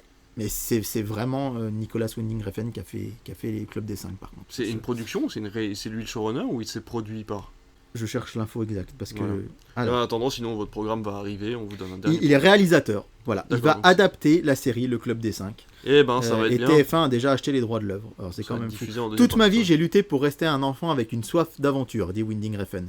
En réimaginant Le Club des 5, je préserve cette notion, donnant vie à ces histoires emblématiques pour un nouveau public moderne, en instillant l'attrait et l'enchantement indéfinissable de l'enfance pour les générations actuelles et futures. Bon, après, on dit ça, mais Guillermo del Toro et ce genre de réalisateur... On dit ça, mais Guillermo del Toro a réussi à faire des livres pour enfants, et Oui, bien alors sûr. qu'il a ce côté horrifique aussi, Bien sûr. qu'on lui connaît. Donc on va laisser Winding Refn à ses contes pour enfants et à son club des 5, et on espère que ça sera de qualité pour TF1. Écoute mon petit David, est-ce qu'on terminerait pas avec le programme ? Eh ben on va terminer avec le programme télé, bien évidemment. Que va-t-il se passer à la télévision entre le samedi 8 et le vendredi 14 juillet? Allons enfants de la patrie, le jour de gloire est arrivé. Fête nationale depuis 1790, commémorant la fête de la Fédération et pas forcément la prise de la Bastille, comme on le croit toujours. Désolé, mais je suis fatigué et j'avais envie de parler d'histoire, ça prépare mes cours de demain. Et puis ça te permet de prouver que tu es le roi du remplissage, hein, c'est-à-dire qu'à chaque Samedi fois 8 juillet Samedi 8 juillet, si vous êtes fan de Jean-Luc Reichmann, vous allez pouvoir passer toute la journée avec lui. On vous rappelle que tous les samedis matins, rediff de 12 coups de midi Ah oui, à c'est vrai. 10h40. On s'en était plein. Puis les 12 On coups... s'en était plein, TF1. Oui, puis les 12 coups de midi à midi. Puis les 12 coups, le combat des maîtres à 21h10. Oh mon dieu. Puis à 23h40, Jean-Luc Reichmann, un destin hors du Est-ce que c'est commun. pas pire que les 12 heures de bêtisier sur C8 ? Pour moi, si. Sur France 2, Fort Boyard, Police de caractère sur France 3. Un gros match de rugby, hein, Argentine, Nouvelle-Zélande sur Canal+. Évidemment, je le répéterai pas, mais à part lundi 10, tous les jours, le Tour de France l'après-midi Bien sur sûr. France Télévisions. Ça, c'est pour les grandes chaînes, on va dire, nationales, samedi soir. Pas beaucoup de choses à noter en plus. Ouais, c'est assez calme ce samedi soir. On va passer directement au duel du dimanche. Allez. Ça sent le duel daubé de l'été. Je te préviens, je suis un peu triste de dire ça. Mais franchement, mais c'est normal. Les gros films, c'est pendant l'année bien scolaire. sûr. Mais bien L'été, sûr. on tente des trucs où on rediffuse. Et là, on va plutôt rediffuser. Franchement, je suis presque content qu'il n'y ait pas d'émission la semaine prochaine parce que donner les audiences de ce duel m'aurait pas passionné plus que ça. Puisque sur TF1, vous aurez Super Chondriac de Danny Oh, Boone. c'est vraiment De pas le meilleur. en plus, 2014, mais multi hein. Ah bah là, ouais, diffusé. c'est limite une fois par an celui-là. Et en face, sur France 2, GoldenEye. Ah moi, ouais, moi, GoldenEye, je l'aime bien. Moi, je suis pas fan de Pierce Brosnan. Ah d'accord. Alors, j'aime beaucoup Pierce Brosnan, mais les James Bond de Brosnan, ça me passionne pas. Et du coup, Mais j'ai une relation en particulier avec GoldenEye parce que c'est le premier que j'ai découvert. C'était mon père enregistrait énormément de cassettes et celui-là c'était une cassette VHS achetée avec la pochette. ah ouais, avec, donc du coup, ça faisait voilà. vraiment le. Ouais, ça faisait d'accord. vraiment, tu vois, genre le film, tu vois, qu'on avait acheté et tout. Et c'est vrai que du coup, GoldenEye, Oui. moi j'ai un Donc, petit affect. voilà, Super Chondriac face à GoldenEye. Ouais, ça me fait pas trop rêver. Deuxième partie de soirée, Taxi 2 sur TF1. Sur France 2, Collatéral de Michael Mann. C'est quand même assez Oh, pointu. ils auraient dû faire l'inverse. Mais par contre, ça finit à Il est long, hein, à Collatéral. 1h20 du Ouais. matin et vous aurez Black Mirror dans la foulée. Ah oui. D'ailleurs, les audiences de Black Mirror, du coup, bah, on n'a pas pu vu les données. Oh, on essaiera de vous faire un petit truc, on essaiera de faire un... J'aimerais bien qu'on vous fasse un petit truc parce que franchement, ça doit être intéressant de savoir. C'est en ce moment Ouais. qu'est diffusé Black Mirror, Ouais. au moment où on enregistre. Toujours Sommerdal le dimanche soir. Le Crépuscule des champions, c'est une rediffusion sur Canal, mais c'est un documentaire que j'avais trouvé super à l'époque, qui raconte grands champions sportifs qui partent à la retraite Ok. et comment ils vivent ce départ à la retraite. C'est Mm. très introspectif Ah bah oui. et j'ai trouvé ça super Ça peut être- intéressant. Ouais, ça peut être intéressant. Les 4 filles du Docteur March, mais le vieux, Ah oui. sur Arte. Pas celui Faites avec Emma Watson. Faites sauter la banque sur C8 avec De Funès. Ok. Là aussi, les films du dimanche soir, on sent que c'est des Ouais, rediffs, ouais. voilà. Sur W9, Playmobil le film. Génial. J'ai revu la grande aventure Lego, d'ailleurs. Ouais, J'ai beaucoup aimé. c'est génial. Playmobil le film, je l'ai jamais vu par contre. Ouais, il paraît que c'est vraiment pas terrible. Ouais, mais en deuxième partie de soirée, 10 jours sans maman, avant 22h30, et on vous dit pas pourquoi, il faut écouter le podcast de la semaine dernière. Oh, mais tu Si vous es voulez si bon. savoir pourquoi, Tu es si bon en l'été, marketing. il y a plein de séries ou de films plutôt qui vont commencer avant 22h30. Mais ce qui est fou quand même, c'est de se dire que TFX dimanche soir va passer Miraculous, les aventures de Ladybug et Chat Noir. Alors certes, on est en plein... comment dirais-je En vacances. Ouais, on est en pleine vacances et on est en pleine sortie de Miraculous, Ouais. qu'on n'a pas débriefé d'ailleurs, alors Bah que non. je l'ai vu. Bah, ah, mais moi je l'ai pas vu. Ah bah alors tu n'es pas professionnel, je n'y peux rien. Non, par contre, plus sérieusement, c'est les téléfilms en fait Miraculous. si Ah, il y a j'ai des bien téléfilms compris. Miraculous. Ouais, Ah, ok. des téléfilms Disney Channel. Si j'ai bien compris, c'est ces deux téléfilms-là qui vont Ok. être passés. New York, les héros unis et Miraculous World, Shanghai, la légende de Lady Dragon. On Ah, je continue- l'ai vu celui-là. Ah bon, il y a des téléfilms, je savais pas. Ah bah j'en ai vu un. Mais non, mais oui, mais c'est parce que mais je m'étais posé la question quand il était passé à la télé. Je me suis dit, mais dis donc, il est vachement long cet épisode. Mais ce serait intéressant de débriefer aussi Ouais, les complètement. audiences. On continue à l'appeler Trinita sur TF1 série film. Ouais. L'histoire sans fin, chapitre 2, Et bah oui, suivi du 3 sur Sister. sur Sister. Donc je pense qu'on n'aura pas le 3 en prime le dimanche Et d'après non. par contre. Voilà pour le dimanche soir. Parce que c'est un téléfilm le 3 en plus, je crois. Il est pas sorti au Ouais, c'est cinéma. possible. Et à noter que dimanche soir, RTL 9 a chopé les droits de Grease qui était Oui, détenu j'ai par vu ça. Arte. Ouais. Et c'est assez cool parce que RTL 9, il passe pas toujours ce genre de Non. film et je suis assez content. C'est une bonne chose, ouais. Lundi soir sur France 3, Green Book, Oui. Oscar Très bien. 2018, C'est un un bon film film. que j'adore, suivi Ouais. de l'extraordinaire Mr. Rogers. Que t'avais pas aimé, toi. que j'avais j'avais vu sur que j'avais Prime. pas aimé, mais Qui était j'ai sur vu. Prime. Il était sur Prime Ouais. et il est sur France.tv actuellement. Ah, d'accord. Vous pouvez le voir dès maintenant. Ok. J'avais pas aimé du tout, mais je vois que le programme télé lui met 3 sur 5, donc bon, vous faites. Mais toi, c'était plus Mais- la philosophie du film qui t'avait moins. Ouais, plu, et puis j'avais trouvé ça assez mou, globalement, la réalisation. Mais en tout cas, un film Prime qui arrive. Alors, Netflix, c'était la première fois que TF1 diffusait un film Netflix. Ouais. Là, c'est pas la première fois, mais un film Prime sur France 3 en deuxième partie de soirée. La moutarde me monte au nez. J'adore ce film de Pierre Richard, de Claude Zidi, avec Pierre Richard, pardon, sur Arte. C'est un peu bizarre de voir ça sur Arte. C'est vrai. Parce que c'est plutôt une comédie potache, cocasse, mais que j'adore. Bah, c'est l'été. Hein. Ouais, c'est l'été. Et c'est ça qui est cool aussi, c'est que ça change. On vous l'avait dit sur W9, c'est les Astérix. Astérix, c'est le coup du menhir, suivi des Vikings. Sherlock Holmes 2, puisque le premier était diffusé la Bien semaine sûr. d'avant sur Toujours TMC. avec Donnie Junior. Ouais, tout à fait. Et Mamma Mia, Here We Go Again Ouais, sur jamais vu. TF1, série film. Et à noter quand même, je vous l'avais dit, mais je vous le répète, qu'il n'y a pas de Tour de France, c'est la journée de repos. C'est vrai. Et que M6 en profite pour diffuser Mission Impossible Fallout en après-midi. Donc c'est assez rigolo de savoir qu'il sera diffusé cet après-midi du 10 juillet. Mardi soir, plus de films sur TF1 puisque c'est The Voice Kids. France, Le Fabuleux Voyage, ça c'est un très très très très beau film qui parle de géologie. Ça peut paraître bizarre en prime time, mais c'est une rediffusion que j'avais trouvé assez chouette. Ok.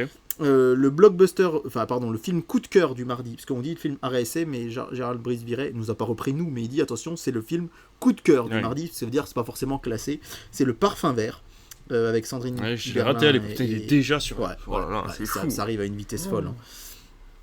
Parce que pour peu qu'il ait fait moins de 100 000 téléspectateurs, Bah oui, peut-être qu'il les a c'est fait 4 quand mois, même, du mais bon, voilà. C'est pour ce qui est des grandes chaînes, vous aurez Terrible Jungle sur TFX. Je l'ai pas vu, Inédit il en paraît qu'il clair. est si drôle. Moi, je l'ai vu sur MyCanal. Ouais. Et c'est vrai qu'il est marrant, mais c'est. Je me suis pas non plus tordu en deux. Ouais, C'est pas les films de Lachaud qui me font peut-être un peu plus rire. D'ailleurs, petite news, vous avez vu que le prochain Philippe Lachaud Ce sera un marsupilami. le Marsupilami, ouais. On a pu Hâte le de mettre en voir news, ce ça, tiens. qu'il va donner. Oui. Enfin, ouais, j'avais plein d'autres news qu'on aurait pu mettre Ouais, moi d'ailleurs. aussi. Notamment le JT de Catherine Matoche sur France 3 qui a été coupé. Ouais, j'ai vu ça. À la machette et Mon rediffusé Dieu. du coup pour se faire pardonner. Oui. Et en fait, c'est parce que c'était automatique. Il y avait personne en régie. Et Il y avait personne en régie sur Enfin, France il y avait 3 pour un personne, 19-20, quoi. Enfin, je comprends pas qu'ils se sont pas dit mince, ça va peut-être finir un peu plus tard, on Ah va oui. rester quoi. Et du coup, c'était le midi, je crois, pour le 12-13. Et du coup, Ridicule. le soir, Laurent Delahousse l'a diffusé en Ouais. finale du 20h. Du coup, elle a fait plus d'audience qu'est-ce qu'elle aurait pu faire. Sur Énergie 12, 47 Meters Down avec Mandy Moore et Chris Johnson. Ça me fait penser que je vous ai pas donné les audiences de Gérard Butler dans sa comédie romantique. Oui, alors qui était diffusée, si je dis pas de bêtises, mardi dernier. J'avais zappé dessus, ça fait bizarre. Hein. Ça fait vraiment bizarre de voir Gérard Butler dans un rôle romantique, touchant. Alors, ça fait Surtout que bizarre. ces derniers rôles, on l'a connu en grosse brute. Mais c'est ça, c'est que maintenant il fait en plus que des Sparta films. et machin. Voilà. Et c'était sur TFX, c'était un inédit, il a fait 342 000 Bon, c'est pas si téléspectateurs. mal. C'est pas si mal, hein. Il est devant C8, Chéri 25, Énergie 12, RMC Story, Sister, Gulli et ses stars. Et c'était marrant de voir TFX inédit avec un film de 2012. Bah ouais. Pour le coup, c'est assez surprenant. Adorable de Solange Sicurel avec Elsa Zilberstein et Lucien Jean-Baptiste. C'était sorti en 2020. Ouais. Ça n'avait pas fait un très gros sorti. Des Moi, très on en grosses a pas audiences. parlé il y a pas longtemps, celui-là, tiens. Ouais. Et du coup, ça débarque directement sur Chéri 25. Le 12 juillet, je vous l'ai dit, ce sera des soirées thématiques un petit peu anciennes sur TF1, on va dire des films cultes. Ce sera Les Bronzés. Ça va faire son audience Ouais, ça va l'été. faire un petit D'autant buzz que ça fait un petit moment que ça n'avait pas été diffusé, mine de rien. Oui, c'est vrai.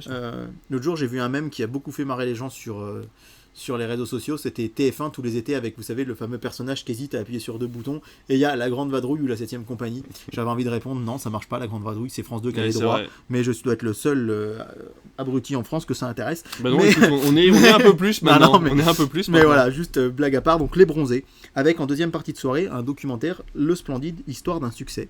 Donc je vous l'avais dit la semaine dernière, des documentaires en deuxième partie de soirée, c'est assez surprenant. La carte au trésor sur France 3. The Resort, nouvelle série inédite sur Canal. Ok. Comme quoi Canal l'était, voilà. Bah oui. Avec une disparition de touristes.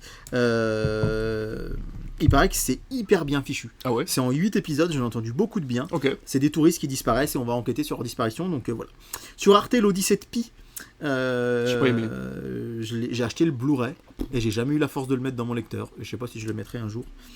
Les Traîtres sur M6, tourné dans l'Allier et qui avait été un immense carton d'audience l'année dernière. Donc à voir ce que ça va donner. Un documentaire sur Goldman sur W9.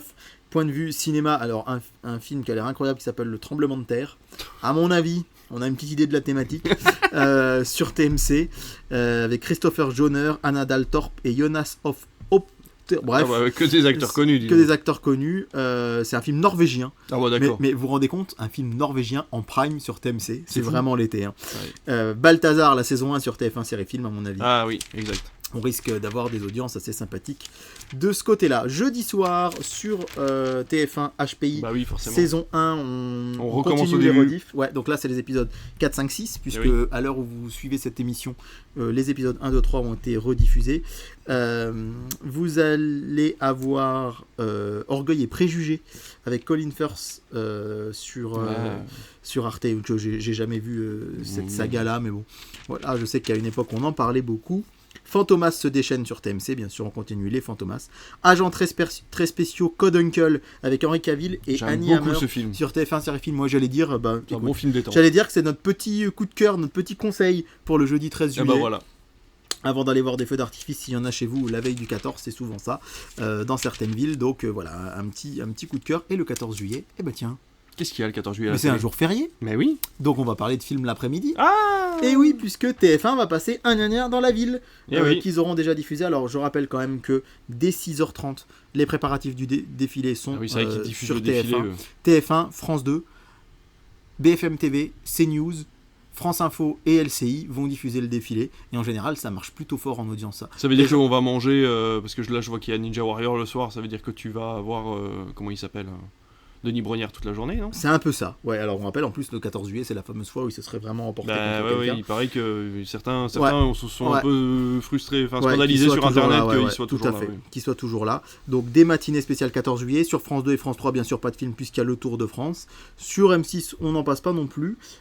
Sur Arte, les 4 filles du Docteur March en rediff, mais en tout cas, un dernier dans la ville en journée sur TF1. Dis donc. À voir les audiences. Un Ninja film sur Warriors. cette chaîne, c'est pas si mal. Ouais, c'est ça. Un Ninja Warriors le soir. Mais n'empêche, là, il y a que qui font l'effort. Bah donc oui, c'est oui, cool. oui, c'est vrai, c'est vrai. Ninja Warriors le soir, Alad 2 sur Ah oui. M6, L'Effronté avec Charlotte Gainsbourg Oui. sur France 5. Rappelons que le 14 juillet, c'est un jour spécial aussi. Hein. Assez peu de monde devant la télé, puisque les gens vont au bal des pompiers bien ou sûr. voir les feux d'artifice. On rappelle que dans les petites villes, c'est souvent le 13, parce que le lendemain c'est vrai. férié, et le 14, bah, les gens souvent bossent le lendemain, donc ils sont un peu moins. Mais je rappelle que TF1 avait tenté un jour de diffuser le film Marseille, qui n'avait pas marché du tout en salle, et ça avait marché le 14 juillet à la télé. Et ça avait été une bonne surprise, et du coup, c'est marrant, depuis cette année-là, j'ai l'impression que les chaînes sont un peu moins frileuses. Ouais. Je vais quand même vous donner le programme de la journée de Canal+, parce que c'est quand même top. Ça commence à 8h15 par Crypto et les super Ah, animaux. trop bien. À 10h, Buzz l'éclair. Trop bien. À 11h40, Thor Love and Thunder. Trop bien. 13h40, Avatar La Voix de l'eau. Trop bien. Et 16h45, Black Adam. Donc je trouve que ça fait une sacrée journée blockbuster, carrément. un vrai jour férié pour le coup sur Canal. Et puis voilà, de l'autre côté du lit sur TMC, King Guillaume sur TF1 Série Film, et Lucky Luke, la balade des Dalton sur Gulli. Et puis enfin, même si je sais que tu as déjà beaucoup de montage, cher David, comme on sera pas là la semaine prochaine, permets-moi de donner à nos spectateurs le duel du dimanche soir de la semaine d'après. Fais donc. Alors, c'est ton émission aussi, mon cher je David. suis presque déçu parce que j'aurais pu vous donner 2 semaines de duel du dimanche soir, Ouais. mais le duel du 23 juillet va sortir demain matin à 8h. Ah mince. Donc, hein, peut-être qu'on vous fera une petite parenthèse, audience Allez. de Black Mirror, Allez. programme télé. On continue donc dans les duels d'OB. Non, je plaisante, mais sur TF1, ce sera Retour chez ma mère avec Josiane Balasco oui. et Alexandra Lamy. Mm. Mais le truc, c'est que ça cartonne. Mais Ah. quand je vous dis que ça cartonne, Ah oui à chaque diffusion, le film en salle avait marché bien, mais Oui. sans être incroyable. Mais le réalisateur a expliqué que sans diffusion télé, il n'y aurait sans doute pas eu la suite. La suite, ouais. La suite parce que le 1 avait cartonné. D'accord. Donc, Retour chez ma mère. Et c'est là où je vous dis, c'est qu'en face, c'est Demain ne meurt jamais.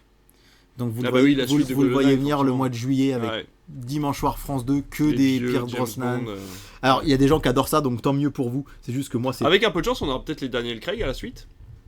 Ouais, c'est possible. C'est possible, et là c'est vrai que même s'il n'y a pas si longtemps qu'ils l'avaient fait, qu'ils les avaient diffusés... Bah, mais c'était pour la bon. sortie de No Time to Die. Ouais, Ils avaient ouais, dû c'est faire ça, le- ouais. Que tout Bon, ça... c'était il y a un moment, parce que c'est à la réouverture des salles. Hein. C'était il y a 2 ans. Ouais, c'est vrai que ça remonte un petit peu, puisque No Time to Die est sur Prime, t'as raison. Ouais. Donc peut-être qu'on aura les films de Daniel Craig. Ça, ce sera donc notre duel du dimanche soir. Et je peux vous dire qu'en face, sur TFX, il y aura Age of Apocalypse, un direct ou DVD qui est noté 1,8 sur 5 sur Allociné et que seulement 12 personnes ont vu. C'est Edge of Tomorrow recolorisé à la Ouais, alors c'est au cœur de l'apocalypse. Edge of Apocalypse ou End of Apocalypse, en plus il s'appelle jamais pareil ce film. Ce sera diffusé, c'est sur TFX, et c'est vrai que je me dis mais qu'est-ce que c'est que ce truc.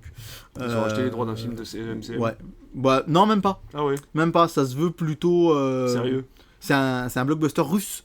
Ah d'accord. Donc Ok. d'où ça sort, j'en sais rien. Mais ce sera diffusé ce soir-là, ce dimanche soir, sur W9, ce sera Un monstre à Paris. Lundi 17 juillet, et oui, je continue mon programme télé. Il ne s'arrête plus. On aura le début de Coup de foudre au bout du monde sur M6. Et vous aurez sur France 3, le film sera Pauline Détective, avec Sandrine Kiberlin et Audrey Lamy. Le duel des blockbusters Astérix chez les Bretons sur W9. Et sur TMC, Mission Impossible 2. Mission Impossible 2. Alors, du coup, fatigant. qu'est-ce qu'il a fait, David ? Il a repris son programme télé et il a vu que la semaine d'avant, c'était Sherlock Holmes, Jeu d'ombre. Pourquoi ils n'ont pas mis le 1, quoi ? Parce que je pense qu'ils avaient peur qu'il fasse pas assez d'audience. C'est possible. Bah, le 1, il est. Ouais. Bon. Mais je l'ai pas revu depuis très très longtemps. Bah, Mais c'est bon. pas qu'il vieillit, mais disons que bon, voilà, c'est particulier, quoi, la réalisation. Après, le 2, il est particulier aussi. Mardi soir, du cinéma sur France 3, le 18 juillet, avec Le Squat. Bonne fête à mon frère Frédéric, tiens, ce jour-là. On s'en fout. Sur C8, Ni une ni deux avec Mathilde Seigné. Pardon. Ah oui. Sur TF1, on pourrait s'attendre au bronzé fond du ski, mais Bah non. oui, non. Le mercredi, ils ont tendance à le garder pour l'hiver, lui. Ah oui. Ce sera Les Visiteurs. Oh bah bien. Le 19 juillet. De Jean-Marie Poiré. De Jean-Marie Poiré avec Christian Clavier et Jean Reno. Il y aura peut-être quelques suites d'ailleurs. D'ailleurs, sur le site de Pure Média, ça me fait rire parce qu'ils ont orthographié Jean Reno comme mon nom de famille, sauf que ça écrit R-E-N-O. Donc voilà.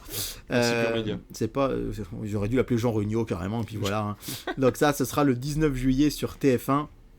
Et sur TMC, vous aurez The Wave. Est-ce que tu connais ce film ? The Wave. La vague. Sur TMC. Attends, parce que je suis en train de confondre avec The Impossible, qui est un Ouais. film sur le tsunami, qui passe Oui, voilà. qui passe sur W9. Non, The Wave, non, ça me dit rien. C'est Eh pas ben- le film sur le gars qui... Non, c'est pas ça. C'est pas le film sur le Non, prof qui... c'est un monte- film catastrophe norvégien. Ah bah d'accord. TMC va... Attends, il a pas passé il y a pas longtemps, celui-là. Et on n'avait pas parlé d'un film de catastrophe norvégien, je sais pas quoi, avec une vague. Eh ben, c'était peut-être bien ça, oui, mais c'est-à-dire que TMC ne passe... On a l'impression qu'il n'y a que des films norvégiens Ah oui. en prime time Eh cet oui. été. Mais comme les films catastrophes, ça cartonne, je pense que, bah... Voilà, Oui. ça suit son cours. Pourquoi pas. Vous aurez ça donc le 19 juillet. HPI toujours en rediff le jeudi 20. Pour voir du cinéma le jeudi 20, ce sera sur W9 avec Hors Contrôle avec Zac Efron Voilà. et Adam Devine, ou Fantomas contre Scotland Yard sur TMC. Et enfin un petit mot du vendredi 21 juillet pour vous dire que vous aurez Mireille Mathieu, la mystérieuse demoiselle d'Avignon sur France 3. Incroyable mais vrai. Mais que sur M6, après Aladdin et Aladdin 2, eh bien, on continue dans les adaptations de Disney, mais un peu plus quali, avec Le Cendrillon, avec Lily James et Kate Blanchett. Et I Love America sur TMC. Tu sais ce que c'est, I Love America, avec Sophie Marceau ? C'est un film Prime. Il est sorti que sur Prime. C'est le tout dernier film de Sophie Marceau. Oui. Bah, de Azuelos. Oui, non, de Sophie Marceau. De Azuelos, tu crois ? Ah oui, c'est... Ah oui, peut-être, oui, peut-être bien. Peut-être bien, je te fais confiance, mais je demande à Google quand même. Effectivement, c'est de Lisa Azuelos avec Sophie Marceau, c'est sorti que sur Prime, Voilà. et ce sera sur TMC le vendredi C'est fou, 21 en fait, Prime juillet. est en train de vendre tous ses droits. Bah, je pense que ça leur rapporte, et les chaînes de bah télé, oui. ils sont contents friands, aussi. ouais, bien sûr. Je viens de vous donner 2 semaines de programme télé, je suis exténué, mais c'est fait. On va pouvoir aller passer des vacances tranquilles. Bah, je pense qu'on risque de revenir une fois ou deux. Ouais, Parce que rien que ça va déjà nous là, titiller, hein, ça les va nous audiences de titiller. Black Mirror, plus le programme télé avec le duel du dimanche soir. Si on avait enregistré demain, on aurait pu le faire. Mais bon, on verra. Bah En tout écoutez, cas, si on a 1500 likes sur le post Instagram qui fera la communication de ce podcast. On fera une autre émission pendant l'été. Ouais, et ben au moins je vais être tranquille. Bon, en tout cas, on vous souhaite de bonnes vacances. On reviendra peut-être sur de petites émissions pour vous donner les audiences.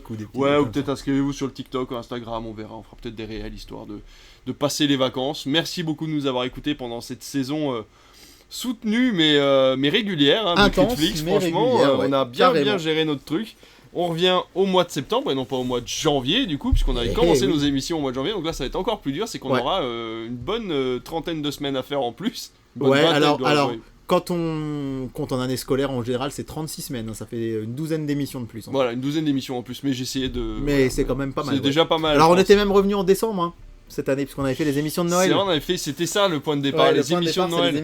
Mais c'est peut-être ça, en fait, on va peut-être juste parler de nous au mois de septembre. On va peut-être un podcast sur Critflix pour faire un petit peu le point sur nous et sur notre avenir. Voilà, bon bref, je me répète, mais en tout cas, merci beaucoup de nous avoir écoutés sur cette saison. On se retrouve au mois de septembre. N'hésitez pas à vous inscrire sur Instagram, sur TikTok et tous les autres réseaux pour vous tenir au courant des petites infos qu'on vous lâchera tout au long de l'été. Merci beaucoup, profitez des salles climatisées et puis à bientôt. Oui. C'est ce que j'allais dire, ma conclusion et mon intro c'est la même, c'était un vrai plaisir ces 20 semaines. Merci à toi pour le montage et pour tout le travail autour de l'émission. Et merci à vous d'être nombreux à nous écouter. On ne vous abandonne pas, on revient en septembre. Et d'ici là, soutenez le cinéma sous toutes ses formes. Allez voir des films en salle, ça c'est hyper important. Achetez des Blu-ray, regardez des films à la télé. Mais continuez, on est dans une génération, c'est vrai que ça fait peut-être un peu... cliché de dire ça, mais c'est vrai que tout va très vite. En fait, c'est TikTok qui cartonne parce que les vidéos font moins de 4 minutes. C'est ça. Osez vous accorder des moments de 2 heures, de 2 heures et demie devant un film sans votre téléphone portable et vous verrez, vous ne vivrez que plus profondément l'instant.